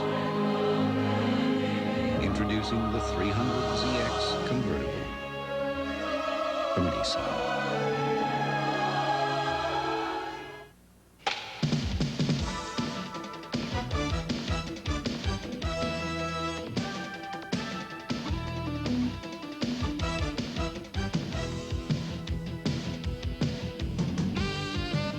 Enjoy an early spring break for fun with the Phillies' first business person special. Compliments of Mellon PSFS. Tuesday, April 27th at 12:35 when the Phillies play the Giants with Barry Bonds and Will Clark. Reserve your tickets now. Call 463-1000. The new Lexus GS Luxury Performance Sedan. It not only corners better than the BMW 535i, but it rides smoother. Of course, if you still insist on feeling every pebble in the road, be our guest.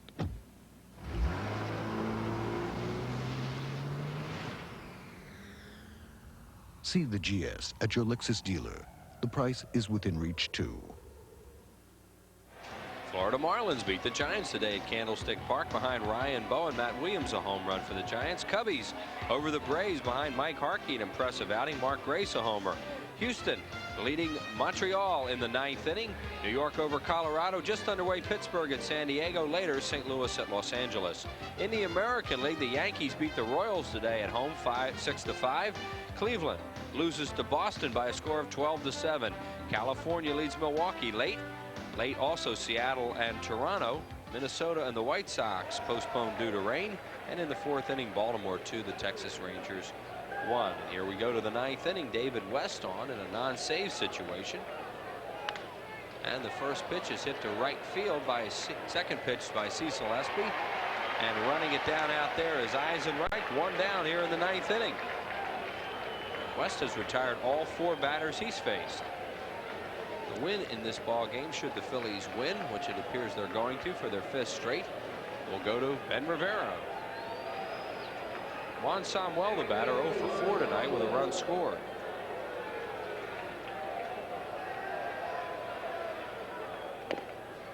Fastball rides outside. Well, it's nice to see David West have a good outing like this, because some of the outings he had in spring training were a tad bit shaky. Yeah, he had both.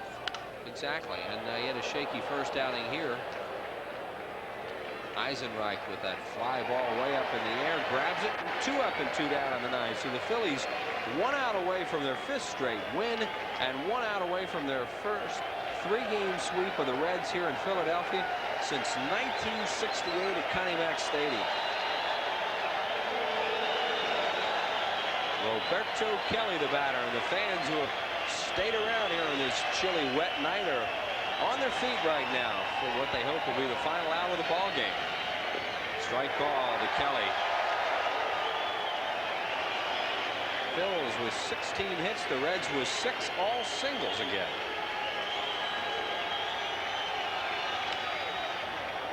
There's a line drive foul into the stands. Figure, Jay, they're going to put a hurting on somebody pretty soon. Well, you've heard of that old saying, payback, and all you have to do is look at Houston. After you guys went down to Houston and swept them 3 in a row. They went to Montreal and New York and just really tattooed some people. Next time the Phillies will see the Reds here at the Vet will be August. Phillies will be in Cincinnati May 31st. Listen to this noise. Foul away and a souvenir for a fan who is standing in the upper deck, and is he ever happy. Guy was on his feet for the end of the game and the ball went right in his hands. How about a little credit to Jim Fregosi too, getting Duncan in against the left-hander and Incaviglia. That's 6 hits between them. Not a bad night for putting a couple guys in, you know. Going into tonight's game, Duncan only had 14 at-bats and Incaviglia 12. There are a lot of interchangeable players on this team, and let's see some guys down behind the Phillies dugout holding up brooms. Boy, there is some enthusiasm in this town. They got the brooms out down there. Here's the 0-2. Little nubber back to West on one hop. He fires, he got him, and the brooms are out. Jim Fergosi's ball club sweeps the Cincinnati Reds. The Phillies have won 5 in a row. They're 8-1. They have their best start since 1915. And it's a lot of fun around here. It's a shame we have to go on the road.